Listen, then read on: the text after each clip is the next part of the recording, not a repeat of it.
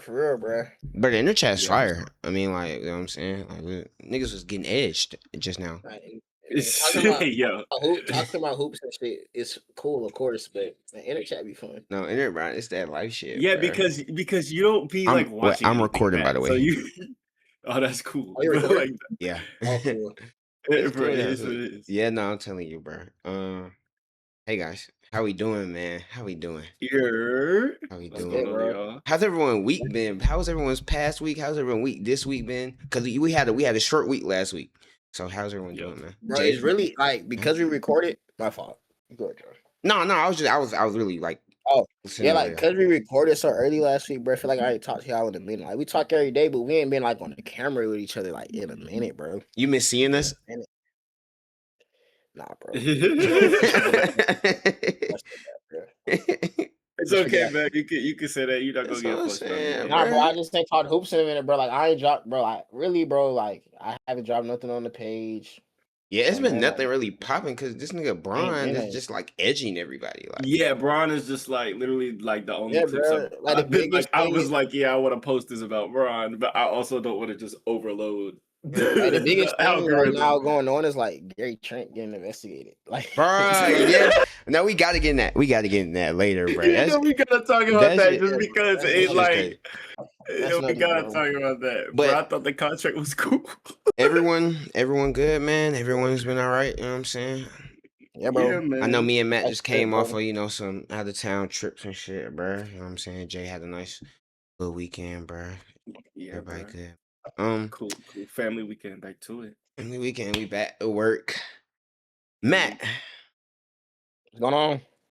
passing the rock over to you, man. SOS segment, brother. What's the word? I bet. So this I think is a good one, bro. So like, I don't know if y'all are like in the one-on-one YouTube scene. Like if y'all know about Like hoops? one-on-one and stuff like. Yeah, hoops. One-on-one hoops. My homie Freddie, he is really into that shit, bro. He really into it. Well, like I think like over the past weekend, it was Nas. Nas is like the best one-on-one hooper on YouTube. He the Birds, ain't it? Yeah, he the Birds. Yeah. And he went against Archie Goodwin. And Archie, like a former NBA player. That nigga's in the league. Hell yeah. Yeah, he beat him, didn't he? Yeah, and so like they've been going at it on like social media for a minute now, talking about like the NBA is different, NBA players are different, like the NBA players are buzzing one-on-one players' asses and all that stuff like that. And so they played, and Nas won, right? So my question is like, do you think an NBA player could go and win a one-on-one, go in the one-on-one space and win against the one-on-one players, or do you think it's just two different things where it's like? I'll say this: I think that the majority of like NBA, and when I say majority, I mean like 98% are going into the one-on-one space and are like cooking, are cooking. However, I will say that the competition of basketball at a wide flux has just gotten better. Period. Like overseas basketball has gotten better. College hoops in totality has gotten better. Talent has spread out. So like why I didn't say 100% because back in the day, like, you know, in 2000, 2005, whatever, if you were in the NBA, you were the top 400. Like you were the top 400. No ifs, ands, or buts about it. Now there are niggas overseas. There are niggas who play D1 and like have experience and could play in the league if they really wanted to. But you know, the league is kind of like set. You know, sometimes the league is kind of like set. They'll have their set 400. There'll be niggas in the league that have been in the league for a little while that probably need to retire a couple of years prior. You know what I'm saying? Like fantastic career, gonna be in the Hall of Fame. Kyle Lowry for the last couple of years has just been holding the roster spot. Like because he's Kyle Lowry. Yeah. You know, at his peak, one a top 10 point guard at his peak. But Kyle Lowry for the last couple of years been holding the roster spot. Yeah. You know what I'm saying? Like there are hoopers probably overseas, whatnot, that could have probably came in and given you more production than Kyle Lowry. I'll say. Go ahead, Jay. My whole point is just that talent as a whole in basketball period has gotten much better and is spread around. So that's why I said don't say 100% of NBA players could probably just walk into a one-on-one space and just completely dominate. As we saw, there we just a one-on-one player got him an NBA player and beat him.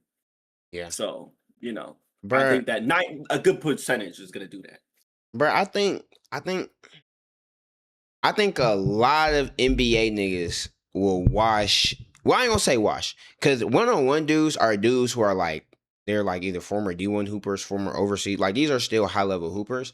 But I think a lot of NBA guys are still able to give them like a run for their money.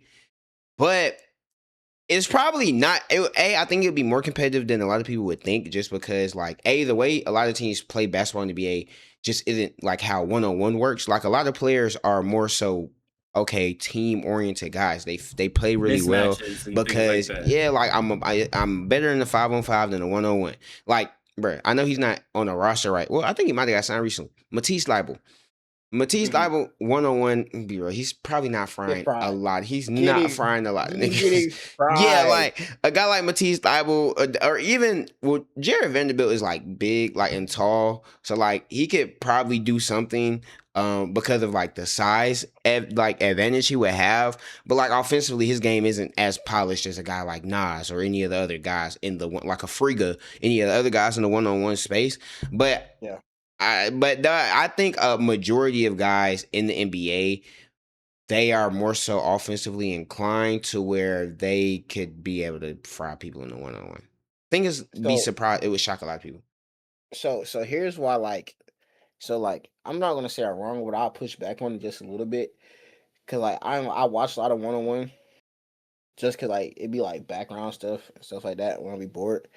And like the biggest thing in the 1-on-1 scene, like professional sports, especially the NBA, is the physicality. Yes. So like the reason Nas won against Archie was because like Nas was just way more physical than him. And so like a lot of this stuff looked like fouls, and 9 times out of 10 they were probably fouls. I'm not gonna say like he wasn't fouling. Nas was for sure fouling. But in a 1-on-1 space, bro, like street ball. You know what I'm saying? It's like you at the basketball court, it's like 1-on-1. You a lame if you calling every foul. Yeah, exactly, like, bro. You know what I'm saying? Every foul. It's exactly that. So real fouls, okay. Like you're really getting hit. All right, cool. You caught a foul. But yeah, like it's a little bump, nigga play ball. Exactly. So in the NBA, like especially if you're nice, you're 9 times out of 10 you have a whistle. So like and there's no whistle in a 1-on-1 space like that little, you're not going to go with a little rip through and get a shooting foul. No, if you miss a shot, bro, they get rebounded. All the time. So I think that'd be an adjustment for certain players. I'll also say this, like, just because like some of the players are the best players in the NBA now, I don't think they would win 1-on-1 because I don't think they're 1-on-1 NBA players. Like they're not 1-on-1 hoopers. They're like team hoopers. Yeah, that's what I'm saying. Yeah. Like I love like Giannis, dog. Giannis would beat everybody on the 1-on-1 scene just because of like how big he is. Yes, but like he's 6'11", 240. Yes, but if he had to do like but he's not a 1-on-1 basketball player. Like if there was a hypothetical 1-on-1 tournament, like an all-star game, he'd get cooked. Giannis is getting fried. Yeah, for sure. Well, I don't count though. Giannis, depending on who. I don't count. Giannis has developed a little midi, bro. He has developed a little midi. I hate how he plays. Joel Embiid is frying Giannis in a 1-on-1. Oh, for sure.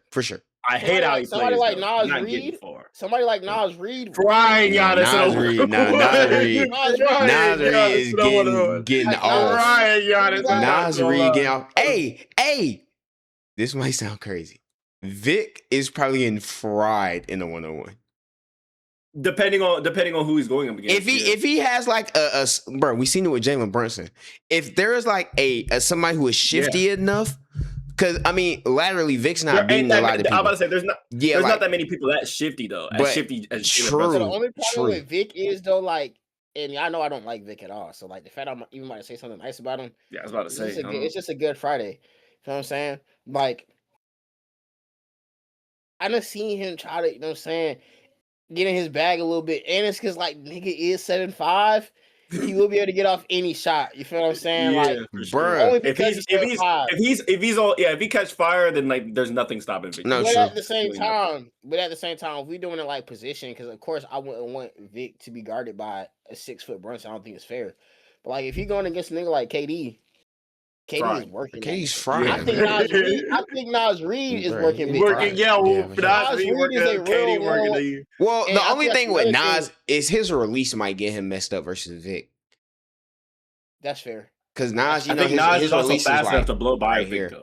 But is he gonna be able to use the rim as a protector when he finishes though? I mean, you know, he was a part of Jelly Fam, bro. Like he could get that ball. Shout out For Jelly sure. Fam. Shout out. He can 6'10" get that Jelly ball on it. You feel what Fam. I'm saying? Shout Like, out Jelly I Fam. think that's another thing. Like outside of like the stars, I think there's certain role players that would thrive fry. Jordan Clarkson would fry. Nah, Jordan Clarkson going crazy. Jordan Clarkson would fry. Like Bones Highland. Fry. I think he get busy now. Bones Highland is going crazy. Bones Highland is frying. Who else? Who else? Someone like Derek White.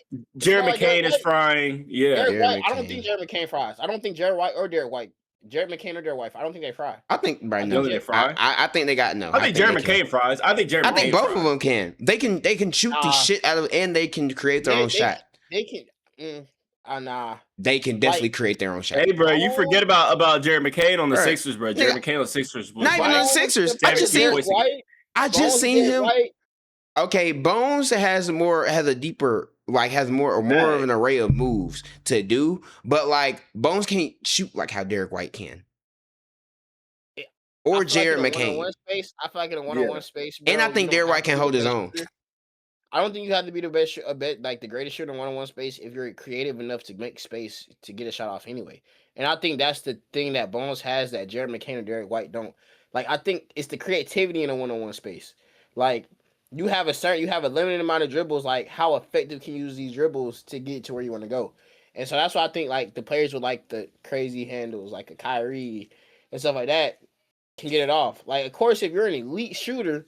Like, yeah, you catch the ball, you can shoot it from anywhere, but you're just shooting the ball. But, like, if you really got to size somebody up, make space off of 3-5 dribbles, I don't think Jared McCain or Derek White does that. They have done it, though. Like, even in, like, high pressure, like, they are guys who have, like, bro, Jared McCain did this past playoffs. It's a limited sample. And Derek White did it with in all those runs the Celtics were making the playoffs. Like, I think they're not as creative and they don't have the array of moves. Their game is more like simplistic in that way, but I for surely am very confident. Their shot making is still very high level.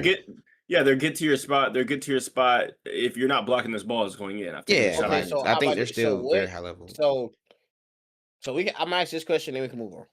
So like, what player like at the hot say top 25 player? What top 25 player will probably be the worst in ones? Oh shoot. I mean, shit. Okay, who's no? I don't think is. I'm you know what? I'm gonna just name some players and y'all let me know. Okay. I'm gonna go Jokic. Jokic is frying. Shea. Frying. Luka. Frying. Wemby. Frying. 7'5" dribbling. That's the only question mark for me. I think Giannis would be straight. I don't know. Giannis might be my That's my like one. Because name all the other people in the top 25. That's what I'm trying to think of. We go Steph. Frying. Cade Cunningham. Frying. D Book. Frying. Jaylen Brown. Frying. Jason Tatum. Frying. Like Giannis is the only. Like, you know what I'm saying? Yeah. You know, only one because you haven't even said Brunson. You haven't said LeBron. Like you haven't said KD. You haven't said nobody people who are frying. You haven't said Ant. Exactly. So it's just like Giannis has to be like the one in the top 25 where I'm like Giannis and Bam. Is Bam top 25 though? If he is, he's 25th. Yeah, I'll probably say he's like bottom half of 25. Right, yeah. If he is, he's like 25th or 24th. But even still, we have not said guys like I know he hasn't played, but Bam is literally the greatest scorer of all time though. Just Tyrese fry? Yeah, Bam Kobe. Tyrese for sure fries. Tyrese does fry. Tyrese fries. I ain't gonna cap. All I had to see was last year's playoff run. That's all I had to see. Huh? Did the Aaron Fox fry? Yes. In a one-on-one space, yes, he does. He does. I'm not gonna hate. Does Cooper Flag fry? Yes, Cooper Flag would fry. Yes. Okay. I'll say this. Maybe not right now, considering everybody that we just named. If we're putting him in a pool of like NBA players, he's not like going far far. He's not going far. However, like Cooper Flag, if he reaches the ceiling that I think we're gonna see, yes, fine. No, I even think right now Cooper Flag would like. There's a lot of dudes who we just named. Like I can't. But that's the thing. I ain't gonna lie. Coop has the bag. Even though he doesn't have the shot making them some of the guys that we've named. Yeah, but like in a one-on-one, I think Coop has a chance. Coop is giving a lot of niggas a run for their money. No, yeah, Coop is getting buckets. Yeah, Coop is getting buckets. But I don't think we named a lot of guys. We named a lot of guys. I just only hear on Friday. But we named a lot of guys. I think the role players, the microwave players, like a Trey Johnson, like especially like Trey Johnson, the best shooter in the league, the best shooter in the league. Like SOS segment ends. You know what I'm saying? Because Tyson start. I mean, am I lying? Am I lying? Am I lying? Niggas we don't worry. We gonna get into that summer league talk. Don't worry. Don't fret. We gonna get into that summer league talk. That's the SOS segment, man. Y'all let us know if a NBA player or one-on-one player could be the NBA player in ones. And all of us said what? Yes. I said no. But I said it's not a 98%. Jay said 98%. I'm more like a 70%, 65. Wow. I think it's a lot closer than what people think. I'll agree with that, but I still say about like 90 or so. Just like the adjustment of it, like and stuff like that. I think it'll be challenging for some, especially if like you going against like a top one-on-one player, like first game, like Archie went against the best one-on-one player there is in his first game. Like if Archie had like a tune-up game, it might have been a little different, but he didn't because he was like, bro, Nas is my tune-up. He was popping and shit, and he lost. So, yikes. Yeah. I mean, we will see. I still think that there is like a substantial gap between NBA and everybody else, but like that gap is like closing just due to talent. I'll also say what you had said earlier about like the players back in the day. I think it was players back. I think players back in the day, especially like in New York. Like it was a lot more known like street hoopers back in the day. Actually, I think it's just the social media effect. Yeah, like Hot Sauce son went to my school, like in high school type thing. Like, wow. Yeah. So like it wasn't social media was there. It was more word of mouth and like the more lore of like street hoops. You know what I'm saying? Yeah. So I think like it was like because if you watch some like older documentaries, they'd be like, yeah, this player right here, like. He should have made it to the league, but like this is the reason why this happened. Right? He was frying me type thing. Like KD, in the lockout in 2011, KD went on a whole like little street ball tour. Yeah, a lot of them niggas did. Yeah, I remember KD going to Rutgers and whatnot. Yeah, frying. Yeah, bro. Mike Beasley, probably one of the best one-on-one players there is. Mike Beasley's frying. If he wake up and he's Mike Beasley. Hey, it's over with, bro. It might not be one player in the NBA who could beat him. It's crazy because like with Mike Beasley, he's top 5 for sure. He's top 5 for sure. Yeah, like with Mike Beasley, like because I really be understanding where he coming from a lot of time. Like, all right, he making right. Hey, you on that MLB hour, bro? I got some questions on MLB too that I need you to answer for me because Tyson's about to get started with that BS, man. Bro, what are you saying? He might be like, yeah, bro. Like I was just talking to Twin the other day, bro. Like, bro, I wasn't talking to him. I just understood where he was coming from because like sometimes I do wake up because I be dreaming. Oh my goodness! Like, really. So one day I really felt what he said when when I was in Houston, I woke up and I was like, damn, I'm really Chucky. But sometimes I wake up and I look around. I said, I don't know where he is. I don't know where that nigga is, Twin. Oh my goodness. Man, I do got some questions about the MLB that I'm curious about, bro. Like, it's just kind of mind-boggling to me. Yeah, you can like definitely shoot the MLB, but I was gonna keep the MLB hour really short because it was MLB. It was the All-Star weekend. It was All-Star. Yeah, it was All-Star week. One of the main things I wanted to highlight, Jordan Walker on the Cardinals. Yeah, Jordan Walker on the Cardinals. He beat Kyle Schwarber in the home run derby home run derby. He had 6 home runs on his final 6 swings. Like just completely. I know they were mad. Yeah, Schwarber. Yeah, because the All-Star weekend. Yeah.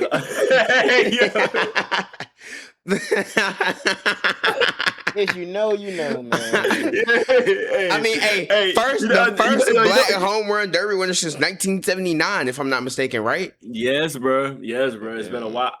And this was in Philly. You know what team that Kyle Schwarber plays for? The Phillies? He plays for the Phillies. Wow. Speaking of baseball, bro, my job for this whole week had like a wiffle ball tournament. And so like whoever won wiffle ball like got a happy hour. So like we gotta leave an hour later and they take us to like it's like this little bar, literally in the same complex as this. They take us to this bar, whatever. So like my team won. And so like but Monday through Thursday I did not hit. Like I didn't even participate because like I was busy with work. So today I was like I want to participate because like my team got to the championship round. So like just in case we do win, this man bandwagon. Yeah, you feel what I'm saying? Aaron Donald with the Rams. I mean, he's a Thunders fan. But then I got up there, one swing, one pitch, I hit a double. You feel what I'm saying? I was efficient, double with a championship win. I want to have me a few brews at work. You know what I'm saying? Yeah. Shout out healthy work culture. But yeah, man. But yeah, like that was like the main thing. Trade deadline is really heating up. Tariq Skubal, who's the Detroit Ace, he remains like the biggest name. The Yankees, Mariners, Mets, Red Sox, and of course the Dodgers are all linked to him. And again, death taxes and the Dodgers. Dodgers the best team in baseball. They're finally getting a week to rest everybody. We're getting to the home stretch, y'all. So like teams that are good, they need to be good. So my question was, so like the MLB draft was like happened when I was in Tampa. So I think it was like Saturday or Sunday. They had the MLB draft, right? They have it. So one, they have it during All-Star weekend, which is weird because like I don't think any other sport does that. And two, like there's nobody like they don't have like a green room where players like because there's so many rounds.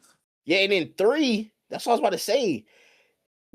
Like how do the rounds work and why is it so many like because I seen like it was like a round one and then a round two, but then it's like a round one compensation or it was just like or it was like bro, like it was genuinely confusing. Like so this is something that I'm like still kind of learning, but because it happens during the season, like it doesn't really matter like who you are. You could be the LeBron James of this shit hyped out of high because in baseball you can get drafted out of high school. Yeah. But like if you choose to go to college, you gotta wait like 3 years or something like that. Correct? Yeah, you gotta wait like 3 years if you go to college. So but you can get drafted out of high school. So it doesn't matter if you're the LeBron James of this shit, you're going to the minors first and foremost. We gotta see because the minors is still a step above wherever you got drafted out of. The minors is still a step above college because everybody that was in the minors balled in college. Yeah. This is more or less like if like the UFL for football or the USFL or like whatever was like really real comp. Really real comp. Or it's like if it's more or less like the summer league. It's more or less like the summer league for the NBA. You get drafted, you go to the minors or the summer league, and you prove that you can hoop against these dudes. You can hoop against these dudes. We're gonna bump you up to the majors in no time, and then you can play next season. So I still gotta like get into why there is just so many rounds, but they get players from everywhere. You get players from overseas now. Some of the best players in baseball now are Asian, Japanese, Korean, of course, Dominican Republic. Hispanic countries, South American countries. You know what I'm saying? Like LeBron. Shout out LeBron. He got drafted to Ohio. It's just man, it's just crazy how life works, man. But yeah, literally, yeah. But yeah, bro. So like MLB, we about to be back into the full to the full swing of things. Like I said, my World Series pick is the Dodgers. They have been balling basically. They're showing the most efficient like third season out of anybody that has the chance to three-peat. Like, I mean, since like the Yankees in like 1937, like they are stupid wild. Once October come, man, I'm locked in, bro. Or when the wild card probably start like late September. Yeah, the wild card starts late September. Once September football season. Once September come, I'm locked in, bro. I'll go be eating. NBA go be on. NBA go be on. World Series go be on. Football go be on. Yeah. Overly locked in. The best time for sports fans, y'all. I don't care. I might go to a Braves playoff game, no cap. Do it, bro. The battery, bro. I have to do that. I have to hit the battery, like I have to hit the battery during the season, bro. The battery during the Brave season, especially now is really the best time to go to the battery, bro. I mean, amazing. I won't be in LA, but I will definitely be in Ohio, bro. I will go to a Guards playoff game. I promise you. For I ain't sure, gonna saw cap. to best I don't game, care. though. The battery, I like go to- you like that's the thing I like about the battery is like you don't even have to buy tickets to the game. Like going inside the stadium is cool, don't get me wrong, and like it's not gonna cost a lot of bread, but like you can genuinely just go to the battery and sit like on the little lawn outside the stadium and watch the game with your homies or like your girl, like and do a little date that way, bro. Like that. Hey, That's bro. facts. All right, bro. That's hard, bro. Dang. That's Indeed. smooth. All right, shoot. We can move on, MLB in the All-Star weekend. Shout out, bro, for winning the All-Star, for winning the home run derby. Next thing naturally to talk about is Summer League, man. We've had some more Summer League games happen. The anticipated AJ versus DP matchup happened. Then we got Boozer versus fucking C Dub, and then we had all these other matchups. That Two I can't Caleb's in Chicago, man. We had Two A-Cuff Caleb's versus Chicago. Mikhail, bro. Like, you know what I'm saying? It's just been Summer League, like this part of Summer League. I ain't gonna lie, I ain't watched a Summer League game in like. Oh no! I mean, bro, Summer League. Once you reach like once they shut all everybody down, it's over with, bro. It's nothing to watch. Bro. I ain't gonna cap. It's nothing to watch no more, bro. Because my boy Morez with his debut, man. We tried hating on my guy. We can get into it, bro. Summer League has been cool. Let's say, how y'all feeling about Summer League so far? It's been cool. I think, bro, like genuinely, like this is one of the best draft classes, period. Like in a very long time, bro. Like going to the second round picks. Like Bruce Thornton, I think in his first game, who got drafted to the Rockies, he had like 30, I think. Oh, yeah, 27. Yeah, like Malik Thomas. Hey, actually, bro, here's the thing. Malik Thomas should have never fell down that far. He shouldn't have. He shouldn't have never. He was a lottery level talent. He should never fell to the second round. He's a hooping. Never fell to the second round. But Trevor Brazil for Denver just had a 30-point game. Yeah. It's just, bro, it's like LeBaron following in the 20s has been hooping. It's just like, bro. Talent everywhere, bro. That is an encouraging sign about the draft class. So, like, it's not just like it's different. Usually, like, even with Coop, even with Vic, and I had made a video about this, like, on my channel last week, like, even with some of these very highly touted prospects, in their first Summer League game, they struggled. Like recently, DP has been struggling. Like Darren Peterson has been struggling. But like in the first couple of games, bro, DP looks special. AJ looks special. C-Dub hit 7 threes after I mean, not being able to shoot the ball at all at UNC. Like Morez has looked good. Cam is looking good. 7 threes in all of college. He like, had 7 in one game. Bruh, that's what I'm saying. Like, and it's this rookie class looks amazing. Me personally, man, I don't know how y'all are feeling about y'all favorite. Jay, you sound pretty hyped up about Morez and his debut. Hey, did you watch Did you watch some of the like highlights from the game? Yes, bro. Like, and look, G, I'm not gonna get too excited because I always say, like, bro, this is the Summer League. Like that, like that. I always like to keep myself a little bit expectations a little bit low. However, like y'all was saying, bro, even though I did send this tweet into the chat where they were saying like that this class could be as talented as 03, I think that's like a little OD. I think like I think let's chill. Let's wait for them to get on the court before we say something like that. I don't think that's OD at all. I think they can talk with 2018. They can talk with 2018, bro, but like that's as far as I'm gonna give them. I think they're better talent wise. Yeah, I think because even in 03, I ain't gonna say all that. I feel like he was about to say outside of the top 5, bruh. It's ass. You got what? Kirk Heinrich? Yeah, like outside of Bron, Melo, and Wade, like bruh, like you have some good role players, but that draft class is ass. 96. Okay, cool. Like you have the arguably the greatest player of all time. But no, I feel like no glaze that puts it up. You feel me? It does, but like it doesn't put it above like 96 for me. Shit, even with the way 2018 is looking, even with the way 2018 is looking, bro. I think 2018, like as an entire class, is looking better than 03. Like. I don't know, but I will say that, like I said, I looked at that tweet and I was like, However, I will say that there's just a lot of dudes hooping in this class from the first overall pick to second round picks that are like going in here and going against their peers and dropping 30. Like we have not. the summer league as a whole has not been this exciting since 2017, and 2017 had like Lonzo on the Lakers, greatest and summer league the team greatest team assembled. ever. Lonzo, You know, Kuzma, B.I., Josh Hart, Alex Hart, Caruso, Thomas Caruso. Bryant was on that team. Yeah, of course they won the summer league championship. Of course they did. But like even at that point, like most people weren't even that excited about the summer league. They were just excited about Lonzo Ball and that Lakers squad because that was also the first season without. That was also either that was the first or second season without Kobe. Without Kobe playing, because Kobe retired in 2016. I'm pretty sure like it had been like 2 years after that. Yep. Side note about bro, like really shout out Kobe, bro. That shit, I cried, bro. Just that side to it. I know exactly where I was at, bro. I remember exactly what happened. I was in the house, bro. I was laying in my bed and I was on FaceTime with my homies, bro. It's like 12 in the afternoon over here, bro. It's like 9 o'clock here, bro. This is early morning news, bro. I literally remember wake up to this shit. I see the notification and my dad is walking by my room. I'm like, bro, Kobe just died. And I don't cap. That was like the moment where it literally, like, when people talk about all this shit about, oh yeah, this is the moment where it feels like the world stopped. This moment where it feels like the world stopped. When Kobe passed, that legitimately felt like the world stopped. Like legitimately, it felt like the earth just stopped spinning. No BS, bro. Like I was doing a 2K rebuild. I was a big 2K rebuild guy, like over my career and all that stuff. So I'm doing a 2K rebuild. I'm playing 2K rebuild and I'm watching a rebuild on my phone. And I think I got like the Pro Bowl on in the background because the Pro Bowl was going on too at the same time. Yeah, it was on the exact same time. So like my phone just keep going off. It just keep going like with notifications.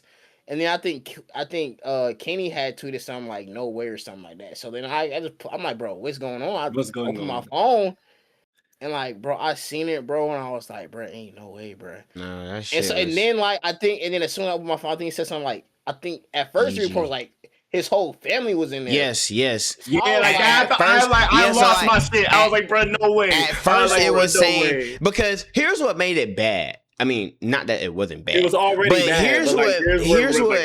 Here's what really had got me. LeBron and the Lakers played the Sixers the night before. LeBron passes Kobe in points scored. Kobe sends that tweet out that night. And then the next day, it's like, I think they have a video of LeBron getting off of the plane and then, like crying. And they tell him the news and he just like falls apart. And then it was like, once you hear about like, oh, it wasn't okay. At first it was like, bro, his whole family's dead. And then I think somebody had came out like, no, it's not the whole family. And it was like, but no, like it was Gigi and of course, everybody else, like of course, like long, rest in peace to everybody who was on that, on that helicopter. Yeah, but like it was also the fact that it was Gigi because like we didn't really see. Well, we did see his whole family. I ain't gonna be disingenuous like that, but Gigi, it was like Gigi was the one who like had embodied Kobe the most in terms of his mindset and like their love for basketball, bro. Like Gigi was everywhere, bro. Like nigga, he's gonna be the face of the W. Yeah, sure. Like Bron literally would be off to the side and give Gigi like some depth. Like that was the thing, and I remember when that happened. I think that along with like seeing the players' reactions is what really had got me because that was one of the things I'm like, damn, the world stopped, and just seeing how much it affected everybody, it was like, damn, bro. Yeah, bro. People out here, bro, like they literally like said that like Nip and Kobe death like ruined everything. Like Nip died the year before, and then Kobe dies, and then COVID happens, and then like the one thing that LA had was that they had the bubble championship, but like all the fires were going off. Yeah, like, riots. Yes. No, I don't care. Like, bro, like that's a crazy gauntlet to go through. That is a crazy gauntlet. Everything went downhill in the city. Like, I promise you. Y'all lost like literally two of the biggest major figures in your city's history. In the city, like in the span of less than a year, because Nipsey died April of or technically March because it was April Fools. Yeah, it was the day before April Fools, but March 2019. Kobe dies January 2020. Like, bro.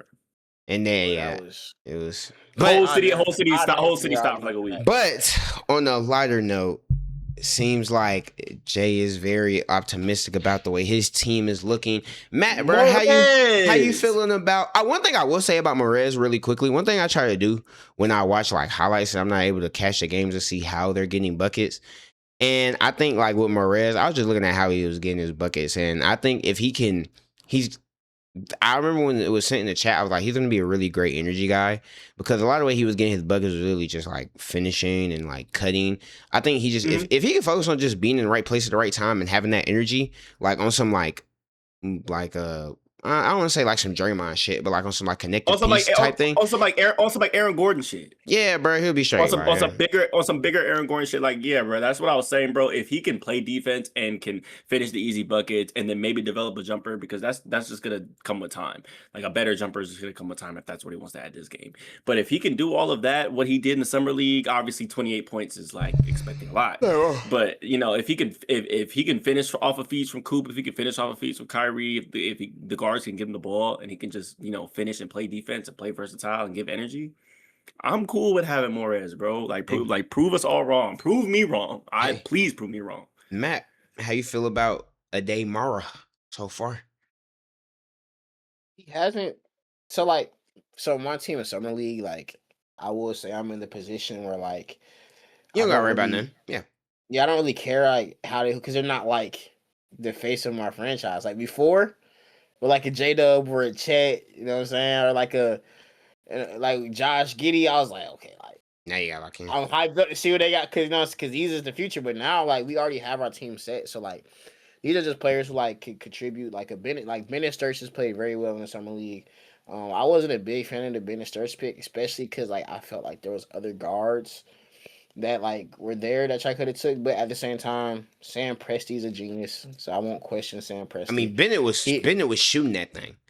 Nah, he is. He was in college and he is now. So like my only thing is like he is a little smaller. So like it just be interesting to see how I play because we got a lot of ball handlers already. With like Shea is going to get his 30 minutes. Then you got Jared McCain. Still got Cason Wallace who could play on the ball. You got J-Dub who could play on the ball. Like so, it'd be interesting to see like. And then you got AJ Mitchell as well. So it's like how he gets his minutes, how many minutes he gets, what he does in those minutes. It'd be interesting. Ade Mara again hasn't looked the best, but at the same time, he's not coming into a position where he has to contribute in impactful minutes. Like just need 15, 20 minutes for him. Yeah, he might play. Yeah, like you said, 15 minutes a game. You know what I'm saying? Like he played 20 in college, so he might be playing less than that, and he's genuinely the third best center on our team right now. Maybe fourth if you count Jalen Williams, because Jalen Williams is a hooper. Hey, I hate your team, bro. All your top lottery, picks you don't gotta worry about for 2-3 years. I completely forgot that Thomas Sober was on the team. Exactly, he was one of my guys from last draft. Exactly. So I'm not worried about Ade. Ade probably get some playing time in the G where he can develop some more. He's going to get plenty of opportunities in a regular season because we drafted him for a reason. We needed another bigger body. So the person I really wanted to see hasn't played because he's hurt. I really wanted to say Otega Owe. He's hurt. I didn't even know. He reminds me a lot of like a Lou Dort replacement kind of guy. That's what I really wanted to see. But we'll see in the regular season. I'll see him in the G. But other than that, bro, I'm chilling. I'm not stressed at all. I'm gonna I feel like when your team is competing and your team is like already set, you can vibe. This time ain't really for you. Team in basketball. I can just chill, bro. Like I ain't gonna lie though. Like at the same time, like if I had an AJ DeBosa on my team and Trey Johnson and Will Riley, let's talk about it. I would be excited too. Let's talk about it. Like Will Riley's been moving. Will Riley. Listen, Will Riley 30-point game. AJ DeBosa snatched DP chain, and Trey Johnson got a game. Fuck is we talking about? What is we talking about? Bro, what are we talking about? Niggas are so worried about AJ and Trey. And rightfully so. I mean, AJ it was too easy for him in that first game. Like, niggas, see, that's the thing. People think I'm trolling when I say he the best player in the league. He real life is the best player in the league. Like, and y'all don't even realize he really wasn't even doing everything that he could do in that first game because it's summer league. Crazy enough, bro. I talked to Big Bro really like before. I was like, AJ, you got shown what you doing, but don't show him too much. He said, you know, he got a deep voice. He said, man, really? Like I did. I said, yeah, bro, just chill, like chill. He said, man, I do my thing now. I said, okay, man, do your thing. He go out there, he do his thing, snatch his chain, and then Trey Johnson, he a shooter. I'm like, Trey, trigger. Trey, that's all we need. Trey come out that bit. I said, dang. I said, hey, Trey. I said, hey, your wrist hurt right now. I said, your wrist hurt. Hey, and bro. Trey did the thing, bro. Might go out, bro. Trey did the damn thing. Yeah. Trey looked so good in that first game. We said, hey, yo, sit down. Trey said, me? Yeah, y'all ain't even really tight. He said, me? We said, yes, bro. I know your wrist hurt. He said, nah, I'm good, dog. And then Real Riley, he said, Trey not out here? Oh, bet. Frying. Listen, man. Washington Wizards will be making the playoff push this year. That's not a crazy thing. Washington Wizards will be racing that Larry O'Brien within the next 3 years. So y'all just be ready. Do whatever you got to do. We have the best player in the league. We have the best shooter in the league. We have the best point guard in the league. We have one of the best power forwards in the league. We have the best center in the league. We have the best executive in the league. Shout out Doc. What was we talking about, bro? Like, I ain't really got to say too much, really, bro. Honestly, like, we can leave it there. Okay. Yeah, before we move on for Summer League, I want to give a few shout outs to some players who I think has really been hooping. I think one, I want to shout out Cam Carr. Cam Carr, the way he's been hooping. Shout out Cam. 24. Cam Carr looks like he will be like a real life contributor to the Lakers. He looks like day one. Yeah, like they could damn near put him in the starting role and he'll be fine. Like Cam Carr is exactly what Luka needs. I want to shout out my guy LeBaron. LeBaron is a hooper. LeBaron is outside that last game, he been frying. LeBaron has been hooping for real. I think Bruce Thornton. I was really skeptical on Bruce Thornton, especially him going 31. But he's like outside of the scoring, he's just been doing things that like that'll get him a roster spot and put him in the game when he's on the Rockets because like they're not going to need him to score 27 points. They're not even going to need him to score 10 points. They're going to need him to control the game, play tough on defense, go fight for loose balls, like go be a piece to this championship team. You're not the guy. Like we didn't draft you to be the guy.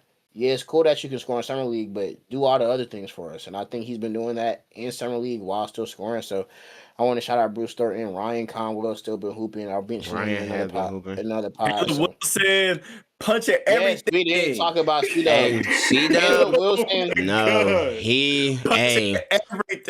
Okay, listen, I'm not going to lie to you. The way he has been looking, my biggest concern for him coming out. So I've been watching Caleb Wilson for a minute. In 2021, he pulled up to. He went to Heffron. Yeah, he went to Heffron Christian. But he pulled up to I used to work for this program, AEBL, Atlanta Entertainment Basketball League. It was a program league in Atlanta. It's going on right now. You're talking about the Puma. It's Puma is sponsored by Puma, right? I don't know who they sponsored by. The ABL. But they be playing over there by Kip. But Caleb it'd be like pros there and stuff, right? Yeah, like bro, Montrezl Harrell was there, Josh Okogie was there, like Lou Will was there. That's how I met Lou Will for the first time. Yeah. He pulled up there when he was like young. He was like a freshman or something like that, like a freshman or sophomore in high school or some shit like that. Like he was young as hell, and he was raw, but this man was getting his shit off on grown people. And when he was at UNC, my main concern with him was just like, okay, your ceiling, your floor in terms of because of your athleticism and your defensive versatility and your motor is going to get you very far. But that shooting did look rough. In Summer League, it's not just the fact that he is like shooting and making threes. It's the fact that he looks so much more comfortable and more fluid with his shot to where it looks like, damn, now he looks like he's in that conversation with DP and AJ of like, Like with Boozer, it was like you have a high floor, but your ceiling might not be as high as these other guys. C-Dub looked like, no, I have a pretty nice. decent floor, but my bullshit. ceiling is just as high as y'all two. Nah, no bullshit. Like if he can develop a consistent three, and like the way he was getting into, not like he was like off the dribble, like he was like off the dribble, size up, getting straight buckets. Like if he could do that at 6'10" and like he's by far the best defender out of them, he has the like he would be the best player in this class. No, he won't for sure. Like I like nobody. No, it's like 6'10" moving like that and can play defense. Nigga, like yeah, bro, AJ, AJ didn't bounce to 6'10". What are we talking about, bro? Bro, Tyson. AJ doing all of that. AJ's making first team all defense. Hey, bro. Hey, stop. Hey, watch y'all fucking mouth. Stop playing with AJ, bro. What the fuck is wrong with y'all, man? Do he gotta show y'all again who the fuck he is? I mean, God damn, what did they got to get some respect, bro? I would like to see him on the NBA court, bro. Oh, you gonna see him? And he gonna be looking good doing it. Tell him he's AJ fucking D a butt, man. What the fuck? You might get me hot, bro. What you talking about, man? AJ D a bouncer, bro. What the fuck? Caleb Wilson, niggas, AJ, nigga, you crazy, man. Yeah, bro. I hate to get out my element like that, bro. Not even me for real, bro. Niggas just playing. Hey, man, it's two Calebs in Chicago now, man. Chicago was turd, bro. I also like his comments, bro. I remember he was like, bro, like I'm glad I didn't shoot in college because I wouldn't be at Forest Chicago. Like Chicago is gonna love him, bro. Like, nah, they gonna love him. They are. Caleb Williams and Caleb Wilson. Let's go. The future. Mikael Brown has looked really good. He's looked really good. Hey, Jaeger, they been hooping, boy. Jaeger has been hooping. Hey, that court looks slick nice, man. I'm gonna have to tune into some net games this year, man. On the exact opposite, because shout out Jaeger for looking good. Shout out Mikael for looking really good. On the exact opposite spectrum, Drake Powell and Cody Williams have looked horrible. Cody Williams hasn't looked horrible to me, but he just hasn't looked good. So this is where the Drake Powell defenders hit that you were like, bro, it's just summer league, bro. He's gonna be better, you know what I'm saying? But it's been tough. It's been a rough watch. It's been tough, man. It's been a rough watch. And Cody Williams is so bad because like he has the size and the tangibles to be everything hooper. He's everything. To be a fucking hooper, and it's just and this is what his third, fourth season, like. Yeah, like bro, you should be a summer league MVP. Like, what are we doing? Ace Bailey not even in the summer league after his rookie year. Yeah, bro, no. You know, I think he should have been in the summer league, but yeah, no, I don't know. I think him, Jeremy Fears, Derek Queen, like Jeremy Fears and Derek Queen should have been. They for sure should have been in there. I don't know what y'all doing, bro. I mean, shout out that nice play one game, get 30 and go sit. Shout out Joe Dumars, I guess. I mean, bro. He's a jackass, bro. Niggas need to stop giving him jobs, bro. Like their only offseason signing was bringing back DeAndre Jordan. And shout out DeAndre Jordan. You need a vet, but like, come on, bro. Amen. Trade Trey Murphy. Trade Herb Jones. Bro, do something, bro. Like bro. New Orleans Pelicans should not be a thing. They should have left the Jazz in New Orleans and moved on with their life. Instead of investigating Gary Trent and his $64 million, they need to investigate Joe Dumars. Hey, bro. For nutty. While we on the all-season talk, bro, let's talk about that game. Yeah, bro. When I ain't gonna cap, I didn't actually think the NBA was gonna investigate that shit, bro. So mind y'all, guys. So listen, right? So when it came across my screen, bro, it said Gary Trent signed to the Bucks. Like, all right, cool, you resigned. And then I seen the contract. I said, bro, I said, huh? Like, and then I sent it to the group chat, like, bro, what the fuck? Jay talking about, it's not that bad. It ain't even crazy in today's market, bro. What is Gary Trent? Like, bro, the nigga is good for a minimum $5 million. And then when I see the NBA investigate, I was like, I hit Jay like, yeah, bro, you knew this is some bullshit. The NBA no, I ain't gonna count. What? But I ain't gonna count though. Like, even though, like, cause I'm a big Gary Trent guy, bro. But last season he was like ass-tastic. But I ain't gonna fake though, bro. I looked at the contract and I was like, this shit is like, I guess, like, I mean, did they overpay? But. Bruh. No, nigga, that's not even an overpay, bro. Like, you genuinely, bro. And mind you, bro, and like with the like what the Bucks are in right now, I don't even care that they gave him the 64. But like, what they really did was like, hey, bro, A-Twin, like they told him 2 years ago, A-Twin, take this little minimum right here, bro. We're gonna We take probably care gonna of it. trade Giannis. We probably, We're I, gonna bro, I take care got of you on the it. back end, twin. And like that's cool, but at the same time, bro, if you got him on the back end, bro, like make it a little bit more believable, bro. When you sign, first off, bro, you get a nigga a 4-year contract. Yeah. Y'all are in No. rebuild mode. Why And are you I don't giving him cap. a 4-year contract? That You was could the need it- insane part to me. you could- Like you when I could- looked at it, I was like, 4 years. What the freak?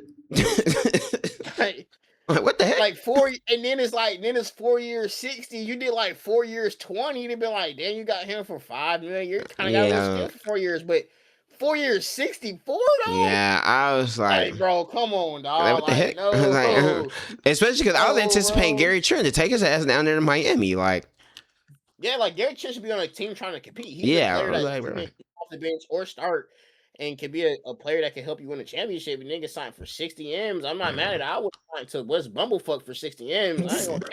Bro. Especially if I knew I was getting $5 million in the open market. Give me them 60 M's. Yeah, man. nah, yeah, Hey, but bro. I didn't. Hey. It was funny that they actually probed it though, because that nigga's fucked. He's not getting that bread. Another probe that we didn't talk about, and the other one was the Kawhi thing, bro. Right now, Yeah, bro. the trade is on like it's Hold, just in limbo basically. right now. It's Yeah. on hold until the investigation over with. But Adam Silver did say like that suspension has to be done before the regular season starts. yeah. Yeah, for sure. But I heard, so like, I mean, this is just, I've seen a bunch of things on Twitter. I don't know if they're true or false, because I've heard a lot of things. I heard like the trade is still more than likely to go through. I've also heard that like the Clippers kind of, this is the funniest shit ever. Because I don't know if it's true, but just reading it was funny as hell. I heard the Clippers assume that the Raptors were just gonna take on all the penalties with it, and the Raptors were like, I don't know if we want to do that. So, like, I mean, I wouldn't want to do it either. It's especially if like, you're taking yeah. one of your picks. Like, yeah, nah, bro, like hell no. So I will say though, they said like you said, the trade is most likely going through, but at this point, it's kind of like whether it be a suspension. Is it 20 games, 40 games? Yeah. Like it's probably going to be a suspension and a fine. I'm kind of 99% they're giving sure the Clippers they yeah, I'm taxing 99%. I'm 99% sure like the trade's going to go through though. Like, oh yeah, for sure. Like, bro, Bi had already been in LA with this watch the summer league. Scotty Barnes and talked about Giannis being on the team with him. Like, bro, yeah, Glorilla already moved her bags in the Bi new house wherever, bro. exactly, Like, bro. It's cool. Yeah, bro. The trade is gonna happen. It's just a matter of like when and then like what happens. And if they can get it off before the. Yeah, shit, nigga could have went to school for Kyrie. Speaking of the off season, yeah, we got off season grades. Before we get off season grades, bro, it's a nigga holding up the league. He's holding up the scheduling. Adam Silver is making decisions. Make up your mind, man. Bro, like, please, bro. I have nothing to say about it. I have nothing to say about it, bro. Hey, LeBron, hey, shout out LeBron. Shout out Bron for finally going bald. Hey, he's not bald. I seen a video. No, he's not bald. He's not. He's still no. Hey, Tyson, no bullshit. No, Tyson, no bullshit. I'm at work. I seen it too. I'm like, the niggas posted it. I was like, wait, he went bald. I went on Twitter. Nah, bro, he's not bald. He's not bald yet, bro. He needs to, but he's not bald. Nah, hell nah. You know what I like laughed at? Like I genuinely laughed at, bro. They have not made the NBA schedule yet. Because they don't know what team this nigga LeBron James is gonna be on. Mind you, the NBA starts in like 3 months. Like the NBA was starting in 3 months. He has too much motion. He has as a Bron fan, that nigga got too much motion. Like there's no way that him not being on a team and him dragging this out has literally stopped the NBA completely in its tracks. This nigga could not make a decision for another 3 weeks and there will be no schedule made. The NBA I've never seen motion like that in any league ever. I've never seen motion like that. The NBA starts in 3 weeks, bro. That's funny as shit, bro. Like I've never seen somebody with that much motion in any sports league ever, bro. He has that pull for sure. I think he's going to Cleveland. I think he's going to Cleveland, bro. He's going to Philly. I think he's going to Cleveland, bro. He's going to Philly. I mean, they did say they did say that he was going to sign to an Eastern Conference team. Yeah. So if I was It's not, so it's not Bron, going. if He's I not was going to the Bron, Warriors. if I was Bron, I would go to Philly personally. But Bro, the only way I go to Cleveland if it's my last year. If it's not my last year, I'm going to Philly. And I then I'm going agree. to Philly for 1 year. I'm going for Philly for 1 year. And then when I hit my 25th season, because I think he's retiring next year. I think he wants to hit 25 years. Oh, If I he didn't even hits think year about it. Okay. 25, he hits year 25. It's going to be year 25 in Cleveland. This is where I close it out. And that's that. I can see that. I can see that. 25 years in the league. But I think Yeah, what Bron needs I to, think. I think Bron just need to, hey, look, just take, because I want him to go to Minnesota. But hey, take your ass to Philly and boom, do your thing over there, brother. Because that is honestly, in my opinion, his best. Please. That's his best chance for a championship at this point. For sure. Yeah. So, like Jay said, you got the re-sign, you got the free agency. So I got a list of all the teams with their like re-signings, additions, and departures. I don't have the draft picks on here because like it's a draft, not free agency. Yeah. But if you want to include their draft picks with so many teams, cool. I'm gonna just go through each team, give a grade. I can give a brief synopsis. Some will probably be longer than others, but we could just knock this out real quick. Do it. You know what I'm saying? So the first team is Atlanta Hawks. The Atlanta Hawks re-signed CJ McCollum to a 1-year deal. Jock Landale. They brought in Devin Carter via trade and Aaron Wiggins, and they lost nobody on their roster. So, what would you give the Hawks for their free agency grade? I want to. I don't cap. I do want to include. I feel like for a team like Atlanta, the draft pick, them drafting Kingston Fleming, I have to include that in the offseason. Okay.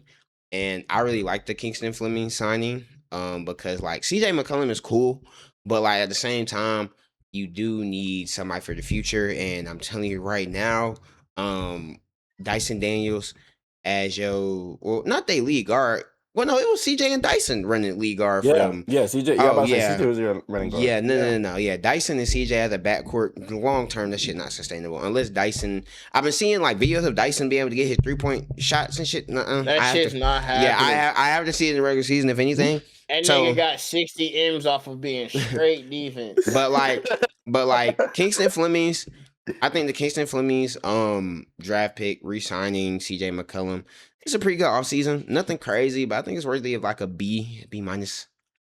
I was gonna say C plus B minus. The one thing that I like is that y'all re-signed CJ McCollum, not because like, you know, y'all need like, but because y'all, like you said, you drafted Kingston Flemings, and I think that CJ above all else. First of all, that boy from Canton, from my parents' hometown, so shout out to him, 330 baby. Shout out, bro.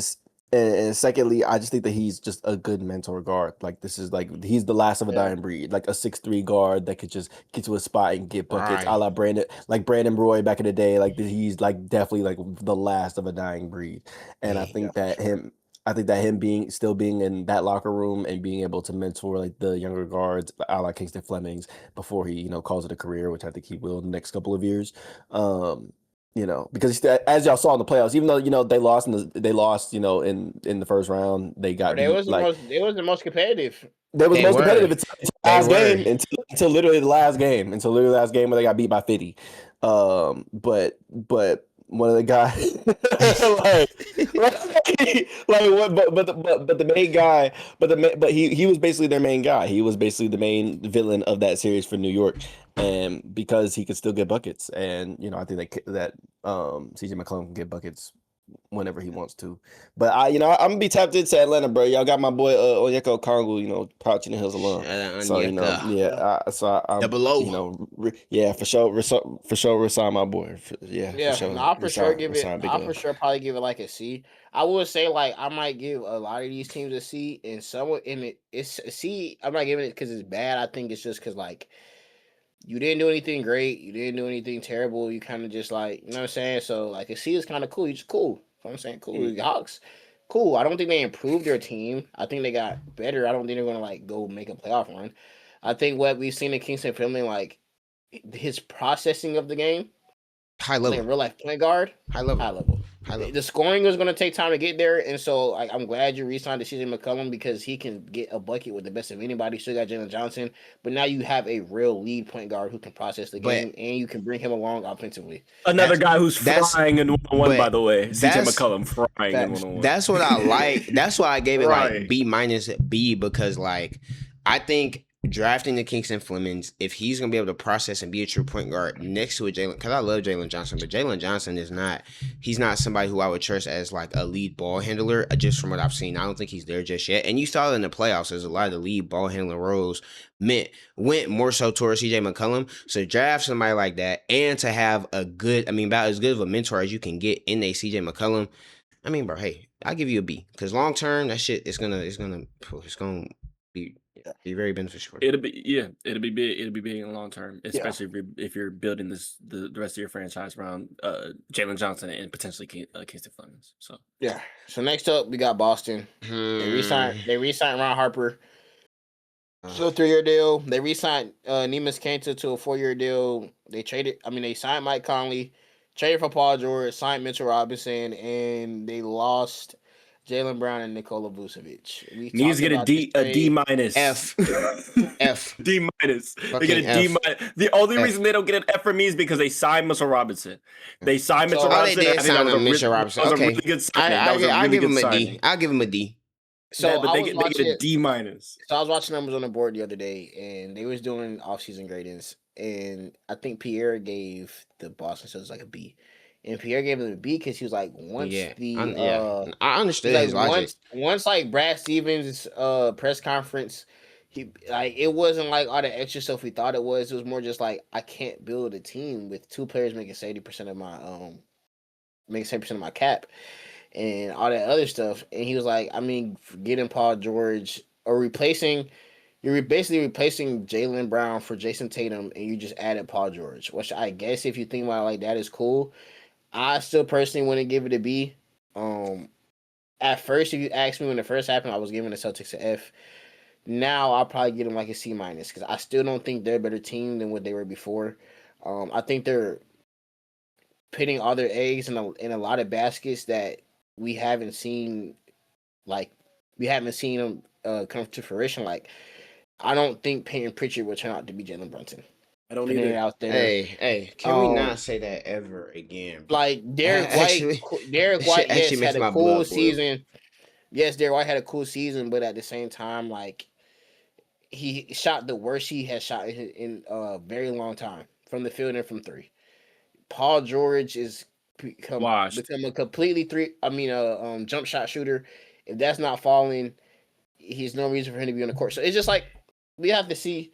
They're not a terrible team. They'll still be competing for the Eastern Conference Finals and for the NBA Finals, but I can't get them no higher than like a C minus.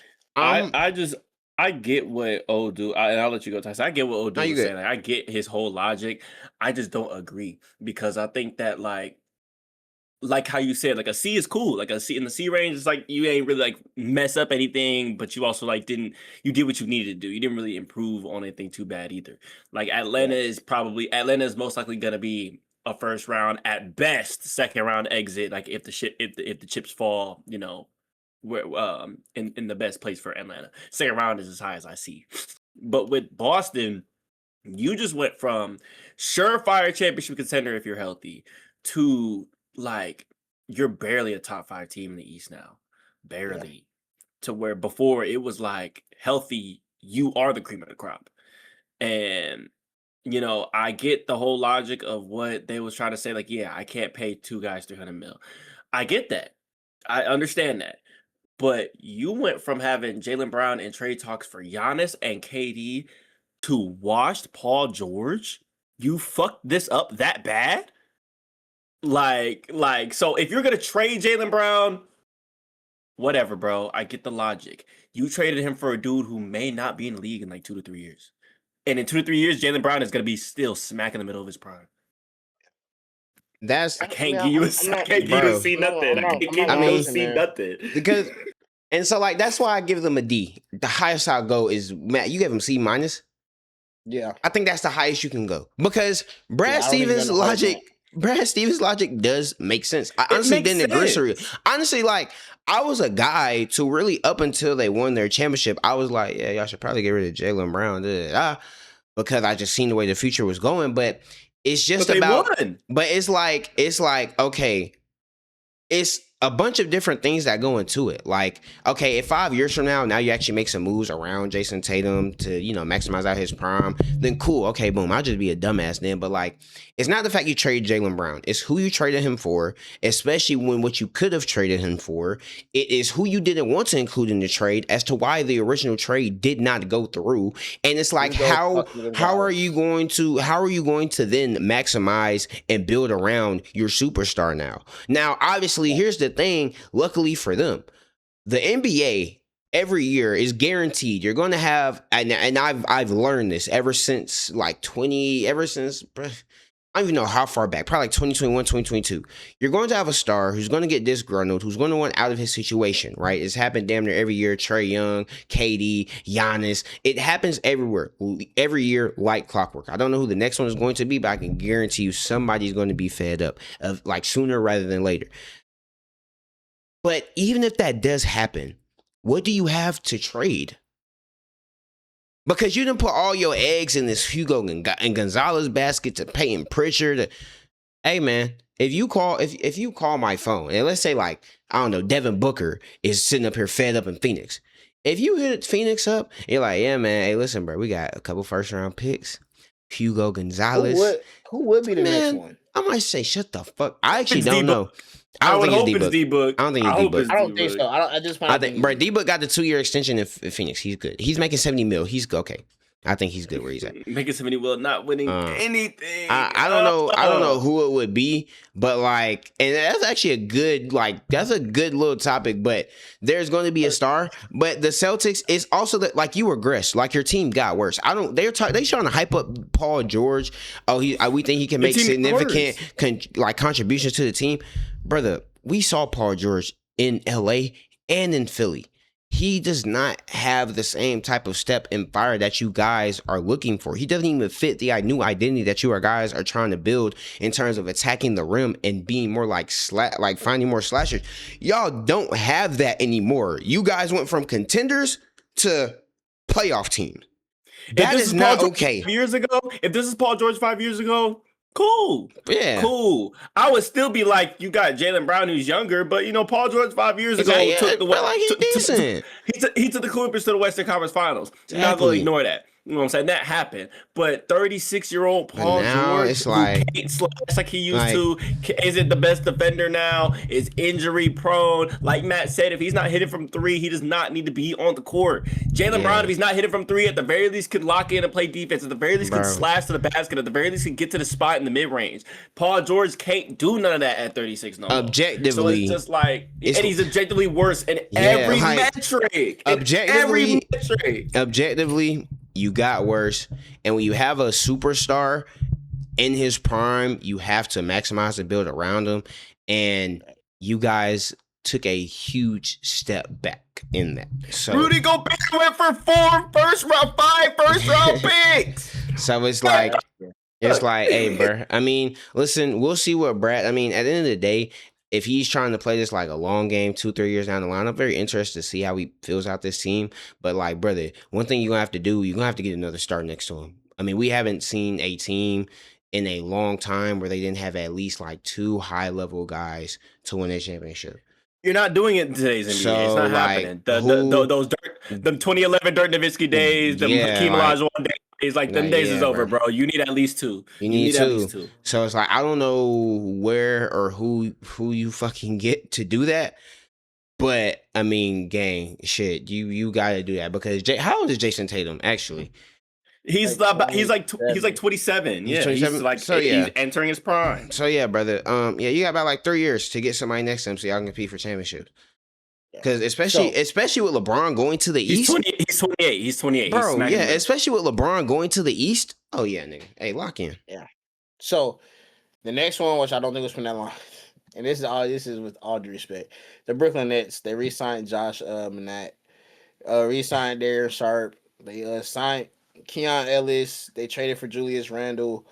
Traded for Mo Wagner. I did not know they traded for Mo Wagner. They did trade for Mo Wagner. Yes, they split up the brothers. They split up the brothers. Yeah. And they lost Zaire Williams and they lost Nick Claxton. Shout out Chris Cenac. Actually, Chris Cenac has been looking amazing in Summer League as well. Mm-hmm. I'll give the Nets a B. Like that's not bad. I'll give him a B. I'm including draft picks in mine. I'll give them a B.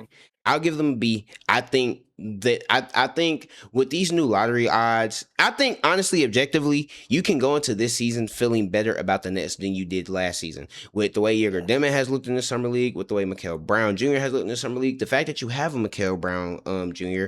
and you have a Julius Randle on top of these new rules, and I really like Fernandez as like a coach. I think objectively, if you can look at the fucking slums that your team was in last year and you can say, like, yeah, going into the season, I feel better. I feel like we have a legitimate two pieces that we can build around long term. You can be optimistic about that, bro. And for that, I'll give them a B, man. Yeah, I'm basing my grade simply on the fact that like Adam like isn't depressed going into the season because last year he was genuinely just like not looking forward to watching sports outside of Kentucky. Like he knew the Browns were gonna stink. Like I mean, watching Myles Garrett get 23 sacks is cool. I mean, yeah, Kentucky was mid too. Yeah, but you ain't think that was gonna be that mid going into the season. Like he was like Auburn we knew was gonna be mid in the SEC. We knew Auburn was gonna be mid. So like Adam like going into those seasons, he shows really barely any emotion. He might show a little bit because he's an actual fan, but like when Kentucky was blowing it throughout the year, he was genuinely upset because he had expectation. The fact that he can like potentially go to a Nets game and not want to claw his eyes out. Yeah, y'all gonna be. Y'all gonna be. Y'all gonna be. I mean, Julius Randle. Yeah. I'll probably give him